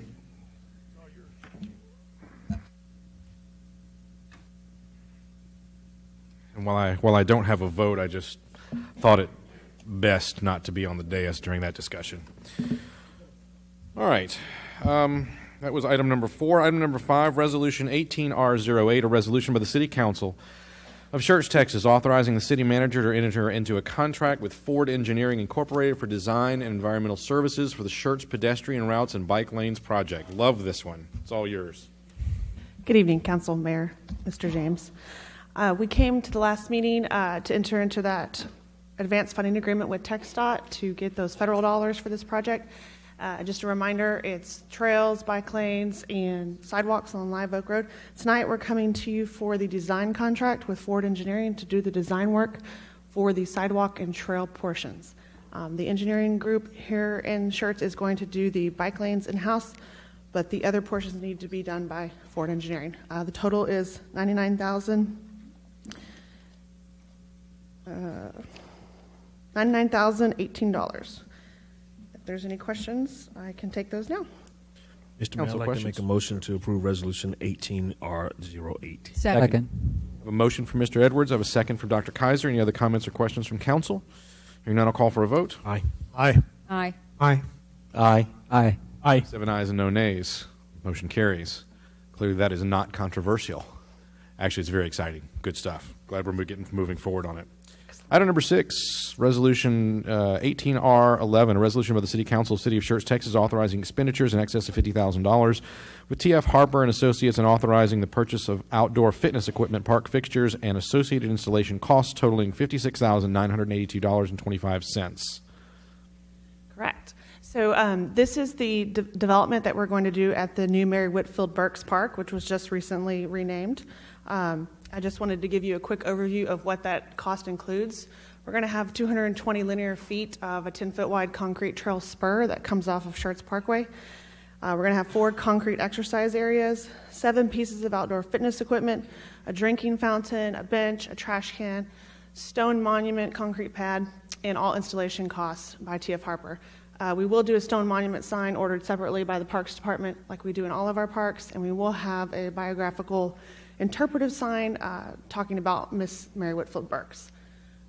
Just a quick look at what the exercise equipment will look like. Those are the 7 pieces, upper body, lower body, cardio, some cool, exciting stuff. We think it'll be a great attraction there. Just to inform you as to what our new park amenity standards are, we're going with the green ADA fountains with dog bowls, the green trash cans that match, the green Schertz benches that really brand our parks, and the stone monument sign that we have at all of our parks. There's a quick little look at the drawing. It's real simple setup. It's going to weave through the oak trees there, so we're going to capitalize on that shade that's already there. And the timeline, again, the total equipment and installation is $56,982.25. It was approved by the Parks and Recreation Advisory Board on January 22nd. Estimated delivery and installation is about 7 weeks after receipt of this signed quote.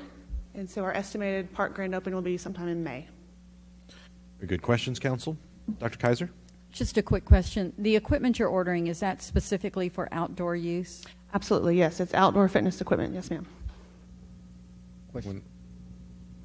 Mr. Gutierrez? Is the exercise equipment be randomly placed in the 4 different concrete areas? Correct. It will be spaced strategically under the shade of those oak trees, so we don't have to purchase additional shade structures. Mr. Edwards? Can you go back to the map of where that equipment is going to be placed? Is that detailed already? That's detailed where you're going to actually place it? Correct. Yeah, we're going to place them in the field, but that's pretty close to where they're going to be, those squares. Mr. Mayor, I'd like to make a motion to approve resolution number 18R11. Second. I have a motion from Mr. Edwards, a second from Mr. Gutierrez. Any other comments or questions from council? Hearing none, I'll call for a vote. Aye. Aye. Aye. Aye. Aye. Aye. Aye. 7 ayes, no nays. The motion carries. Item number 7 is Resolution 18R10, a resolution by the City Council. Thank you, Ms. Schrum. Resolution by the City Council of the City of Schertz, Texas, scheduling a public hearing to consider adoption of a roadway impact fee to be imposed for roadways within the city, directing the city secretary to publish notice of said public hearing and other matters in connection therewith. Ms. Woodley, good evening. Good evening, Mayor, Council, Mr. James. So this is similar to what we did last November when the Master Thoroughfare Plan was adopted, and then when we brought to you the land use assumptions and capital improvement plan. And because of the Texas Local Government Code, Chapter 395 regulations, we have to have you set a date via resolution for a public hearing to consider the adoption of a roadway impact fee. You'll notice that the draft notice that is in your packet that will be published in the San Antonio News does include the maximum rates that have been calculated by our consultant. Be aware that those rates are not tied to any particular recommendation that you'll be getting from either staff or the Capital Improvements Advisory Committee.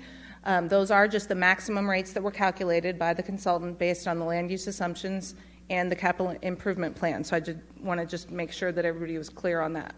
So all the resolution does is states that we will hold a public hearing on March 13th to consider the possible adoption of a roadway impact fee. You'll get a recommendation at least 5 days in advance, likely much further in advance of that from the CIAC. Council questions? Mr. Larson. I just want to understand, this is simply to hold fact-based public hearings with strictly A or B information, no advocacy on part of the city for one way or the other. Is that correct? So to be clear, the notice is fact-based information. At that public hearing, it's frankly a policy discussion of what do you want to set the fee in light of the maximum if you want to set a fee, to be clear. So the notice is intended to be fact-based. The meeting, that public hearing, is really a policy discussion. Oh, my apologies. So this is for a council meeting public hearing? Yes, sir. Understood. My apologies. Thank you. No problem. Council? Anyone else? Dr. Scagliola? I was just make a motion that we approve resolution number 18R10. Second. I have a motion from Dr. Scagliola, a second from Mr. Davis. Any other comments or questions from council? Hearing none, I'll call for a vote. Aye. Aye. Aye. Aye. Aye. Aye. Aye. 7 ayes, no nays. The motion carries. Item number, thank you, Ms. Woodley. Item number 8, Ordinance 18T05, an ordinance by the City Council of the City of Schertz, Texas, authorizing an adjustment to the fiscal year 2017-2018 budget, repealing all ordinances or parts of ordinances in conflict with this ordinance, and providing an effective date. Good evening. Walters, Chief. Late last year, council and staff had a discussion. Going forward, they like to see the budget adjustments come quarterly in sort of a bundle. So that's what we've kind of done so far. We've put together a couple of adjustments that normally would have come some sooner. One maybe next week, and try to put them all together to make it sort of one action item. To speak first, I have Chief, who wants to talk on the PD grant. Thank you, sir. Mayor, Council, Mr. James.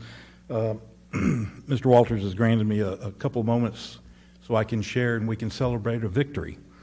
In September of last year, I came before you and requested and was granted permission to apply for a rifle-resistant body armor grant.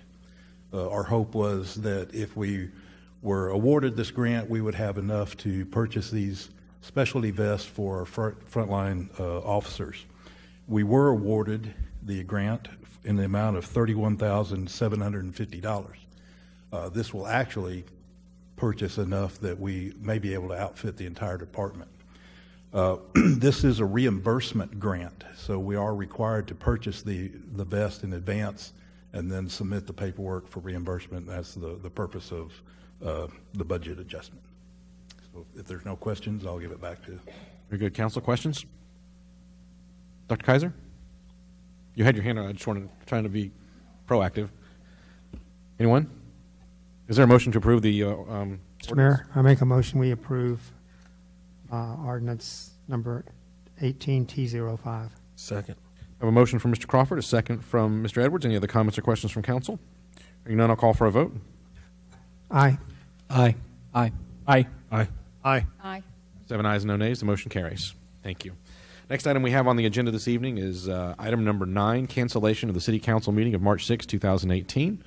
Councilmember Larson, you asked that this be put on the agenda. I'll turn it over to you, sir.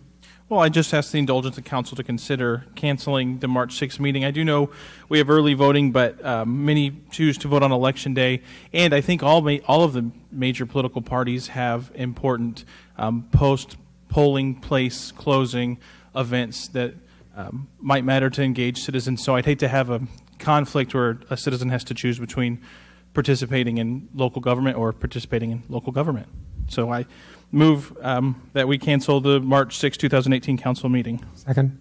I have a motion from Mr. Larson, a second from Mr. Crawford. Any other comments or questions from council? None. I'll call for a vote. Aye. Aye. Aye. Aye. Aye. Aye. I have 7 ayes and no nays. The motion carries. If I may, Mayor, Yes, sir. Ms. Gonzalez is going to bring an item next week to amend the calendar, the master calendar, or remove that date. There's a correction to be made with regard to the Festival of Angels going forward. And then we're also going to start listing some of our boards and commissions will establish actual dates to meet that don't meet regularly, just to have placeholders and inform the public. So that'll come forward next week to you. Thank you, sir. All right, next item that we have on the agenda this evening is item number 10, discussion and possible action regarding City Council rules of conduct and procedure. I asked for this to be on for a couple specific reasons, and I'd like to propose a couple of changes. And I would like to have the council tell me if they are good with those changes or not, and then I would ask the staff and the city attorney to draft those changes depending upon whatever motion might be made. As relates specifically to Article 2, Section 2.2, subsection B, given the current environment created by the council, I recommend and request that the following language be added. Absences from meetings of the City Council that are due to occupational or business demands, personal or family illness, or absence from the city shall be approved by the council as excused. I think that should just be ministerial. I don't think that should be called into question as to whether or not someone was if they're sick. If you're sick, you're sick. If you're working, you're working. If you're on vacation, you're outside the city. Those should just automatically be excused. So I'd like to have that language change as I read it. And by the way, Ms. Brenda, I've got these actually typed out and written out, so if council is amenable to them, I'll give you the actual items. The next one, as relates specifically to Article 3, Section 3.5, I'd like to recommend and request that the section be reworded to read closed sessions, period. Closed sessions may only be held in accordance with state law. The current section reads executive sessions, executive or closed sessions may only be held in accordance with state law. Again, the Open Meetings Act does not talk to executive sessions, only closed sessions. And then finally, as relates specifically to Article 2, Section 2.5, I'd like to recommend and request that the following language be added to that section. This section shall be subordinate to the provisions and requirements set forth in Article 4, Section 4.3 in order to maintain proper preservation of order and decorum. The challenge is that in Article 2, Section 2.5, the language currently reads that if a council member requests to be recognized, that they shall be recognized. I'm asking for the council to give me a little bit more leeway, such that if there's an individual council member who is monopolizing the time or who is abusing that privilege, that to maintain proper decorum, that I have the leeway to say you don't have an absolute right to the floor. That one may be a little more controversial for the council, but I'd ask you to consider those three. And that's why I put this on the agenda this evening. Mr. Mayor, I'll go for the first two, but the last one I won't go for, simply because if we're going to be open and transparent, we need to be able to speak our minds and go. I submit to the will of the council. Absolutely. Mr. Larson? Just a clarification on the last one. If I'm kind of with Mr. Edwards there. I don't think I'm for the last one, but I do want to clarify there would still be a way for council as a body to deal with an unruly member by requesting that the rules be suspended and giving the chair. Is that correct? Actually, the council could simply make a motion to end debate, and if there's a two-third vote of council, it ends immediately. Okay. I think that's sufficient. So I accept the other changes, but I will request. Certainly submit to the will of the council on this. It's the council's rules of procedure. Mr. Crawford? I agree with the first two, sir, and I agree with the change, not doing the third one, based on the fact that we have suspended discussion at one time in these meetings. Indeed. Yep. Please. So let me try to put a motion out then, if that's the case. Unless everyone's not finished speaking, I would like to make a motion, Mr. Mayor, that we accept the first two changes as written, and the last change we strike completely. Second. Have a motion from Mr. Edwards, a second from Mr. Larson. Any other comments or questions from council? Agreed. Call for a vote. Aye. Aye. Aye. Aye. Aye. Aye. Aye. 7 ayes and no nays. The motion carries. Any other things that we should take up with regard to our rules of conduct and procedure this evening, council? Very fine. In that case, it's time for a roll call vote confirmation. Madam Secretary? I know, I skipped around a little bit again. It's okay, I think I got you. Yes, ma'am. Hope so. Okay, let's see. The consent agenda consists of the minutes, consists of the minutes of the retreat of the January 19th and the special called meeting of the 19th, and item number 3. Motion was made by Councilmember Edwards, seconded by Councilmember Crawford. Mayor Pro Tem Scagliola, Council members Edwards, Davis, Gutierrez, Larson, Kaiser, Crawford voted yes. No one voted no. Motion passed. The item regarding the minutes of the 23rd, a motion was made by the mayor to postpone action to the next meeting, seconded by Councilmember Davis. Mayor Pro Tem Scagliola, Council members Edwards, Davis, Gutierrez, Larson, Kaiser, Crawford voted yes. No one voted no.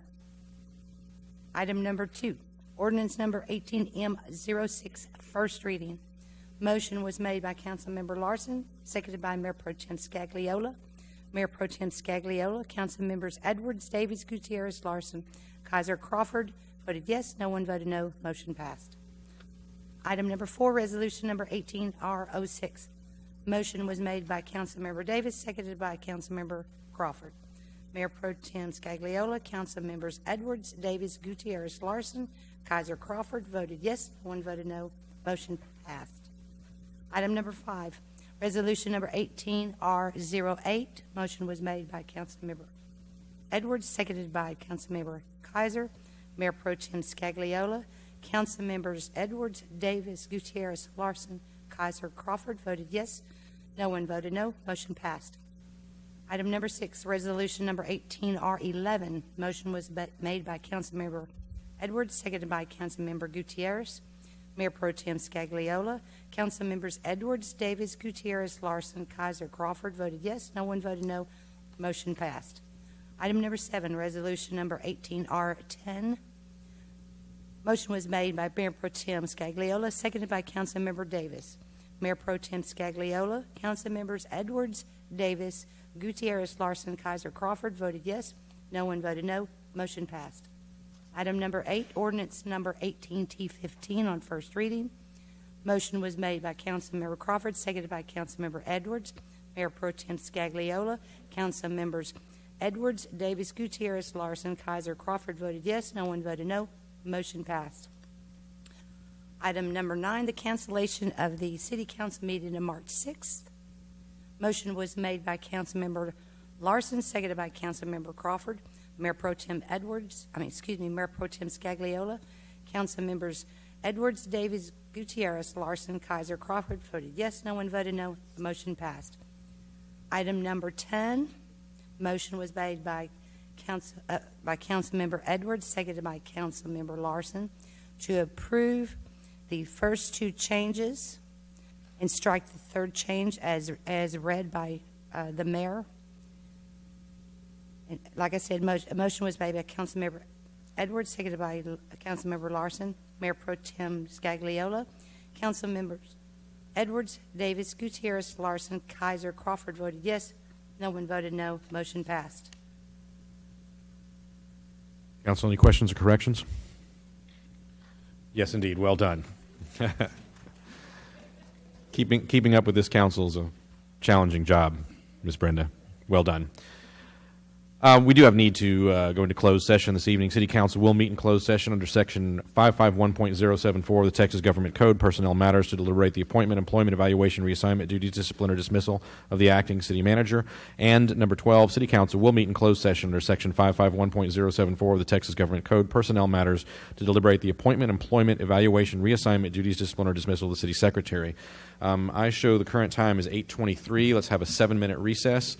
We will go into closed session beginning at the bottom of the hour, and we will come out as quickly as we are able.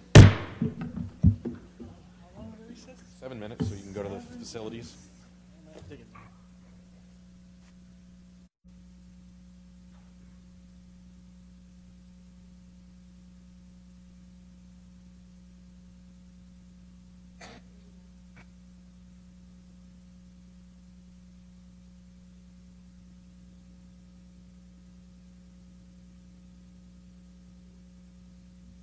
All right, I show the time as 8:50. We're back in open session.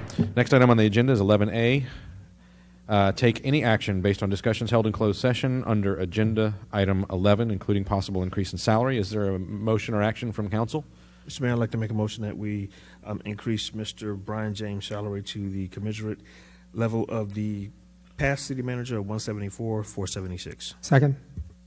I have a motion and a second. Any other comments or questions from council?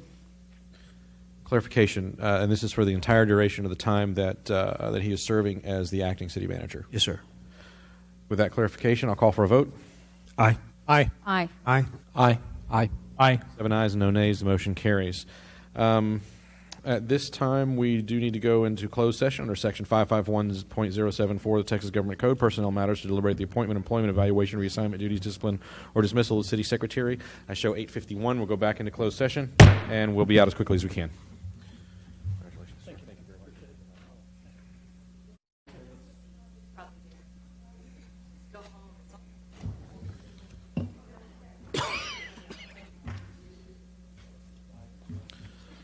All right, I show 9:33. We're going to go back into open session. Next item that we have on the agenda is item 12A, take any action based on discussions held in closed session under agenda item 12, including possible increase in salary. Is there a motion from the council? Mr. Mayor, I'd like to motion that we give Ms. Brenda Dennis, the city secretary, a 5% increase. Second. I have a motion from Mr. Edwards, a second from Dr. Kaiser. Any other comments or questions from council? If none, I'll call for a vote. Aye. Aye. Aye. Aye. Aye. Aye. Aye. Fast 7 ayes and no nays. Brenda, Ms. thank Dennis, you. and congratulations. Thank you. You've done some great work for us. All right, next item on the agenda is a roll call vote confirmation for items 11A and 11B. Mayor, before we go to the roll call. Yes, ma'am. The 5% increase, does there need to be, when it's effective or whatever? Immediately. Okay. Do we need to amend that motion? So. Okay, I didn't know. No, I mean, short of them putting any other Okay. limitation on it, it's going to be effective upon their vote. I apologize. Okay, go ahead. Okay, roll call vote. I'm sorry. I'm a little nervous. Can you tell? Item 11A, motion was made by Councilmember Edwards, seconded by Councilmember Crawford, to increase the acting city manager, which is Mr. Brian James, increase his salary as he serves as acting city manager to $174,476. Mayor Pro Tem Scagliola, Council Members Edwards, Davis, Gutierrez, Larson, Kaiser, Crawford voted yes. No one voted no. Motion passed. Item number 12A, motion was made by Councilmember Edwards, seconded by Councilmember Kaiser, to increase the city secretary's salary 5%. Mayor Pro Tem Mayor Pro Tem Scagliola, Council Members Edwards, Davis, Gutierrez, Larson, Kaiser, Crawford voted yes. No one voted no. Motion passed. All right, very good. Thank you, ma'am. All right, next item I have on the agenda this evening is item number 13, and announcements by the acting city manager. Anything further this evening, Mr. James? Just to let folks know who may watch the tape, there are a number of written items that were provided to City Council that can be found on the city's website. One is a list of upcoming events, generally Public Affairs, Parks and Recreation Department, information about the upcoming Shred Day, and then lastly, some work that Public Works did to change out the optic system for the light at Woodland Oaks and Schertz Parkway that we've had some timing problems that should rectify. Very good. Thank you, sir. Item 14, request by the mayor and council members that items be placed on a future city council agenda. Anything that we need to have on a future agenda item that we don't currently have scheduled? Mr. Larson? I have two, and the second one I might need the indulgence and assistance of the chair with. But the first one, one of the topics that's kind of been going anecdotally is just some crime throughout the city, and hearing stories of individuals who have encountered the crime. And so I don't know if the anecdotes match with actual statistics, so I'd like to hear maybe from the police department information related to crime statistics and trends, and if there are any concerning trends, what resources might be required to help deal with those. I do know that we received notice that there's going to be some public sharing of crime statistics, so I'd like to hear a little bit more about that program as well. And then, I'm sorry, you think? Good to go. And then the second one, and part of this, there's two parts to this. One is admittedly maybe some confusion on my part that factual information might clear up. I think we need a discussion or a workshop or clarification on the city charter, specifically Section 407, prohibitions, C, interference with administration. And there's two reasons for this, but it's except for the purpose of inquiries unless otherwise provided in this charter, the city council or its members shall deal with the city officers and employees who are subject to the direction and supervision of the city manager solely through the city manager, and neither the city council nor its members shall give orders to any such officer or employee, either publicly or privately. And the two reasons for this, one is innocuous and one is unfortunate, but the innocuous one is helping me understand how council's interaction with the city secretary, what's that appropriate relationship, because it does show later in the charter that the city secretary reports administratively to the city manager. I do know that it's normal business for nearly everybody, and no malice intended, to have pretty frequent direct interactions with the city secretary that sometimes include what I would take as directives. And so I just would like to understand if that's a practice that we've just accepted that's outside the bounds of the charter, if we need to amend the charter. And then secondly, I have heard anecdotes that some people are concerned that there have been interactions between council and employees that may have violated this prohibition, and so I'd like to clarify and kind of reset those boundaries. I don't know if that was a clear request, but... So if I may, what I think I hear you asking for is some clarification from our city attorney's office about what 4.07 is within the charter, what those prohibitions are, and how they would apply. And then, because the charter says that the city secretary reports administratively to the city manager, how do we interpret that? How does it apply? Correct. And are we in compliance with the regulations that have been placed on us by citizens via the charter?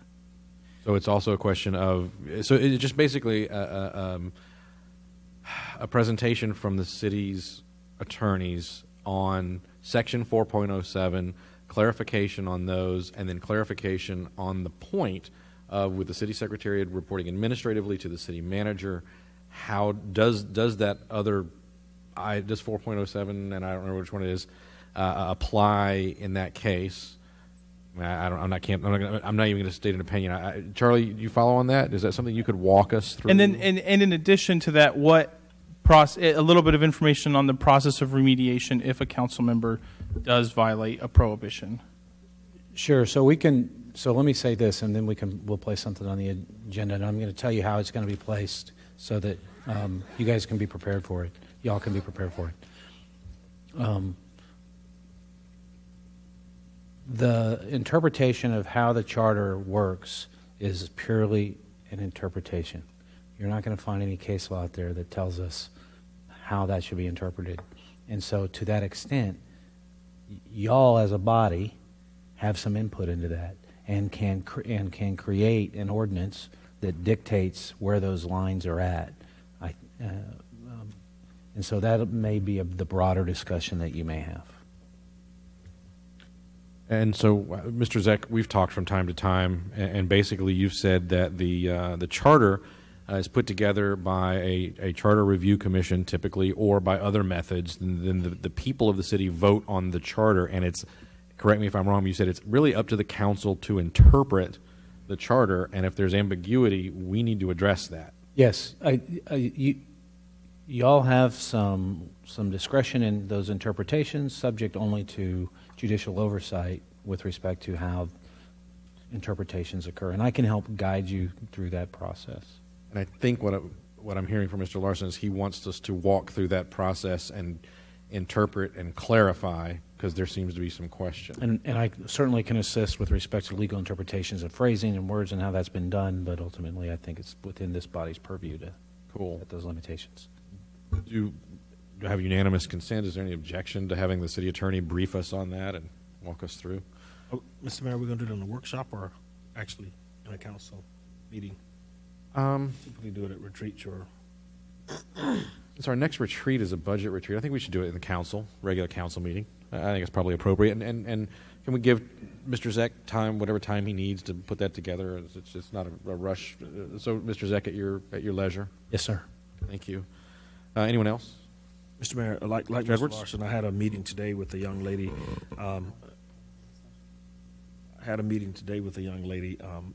Miss Reese Day, out of American Flag, and she said that there had been some break-ins out in the area, out in Belmont, and I would like to have Chief maybe contact her or someone from the PD contact Miss Day, and I'll get you the contact information via email.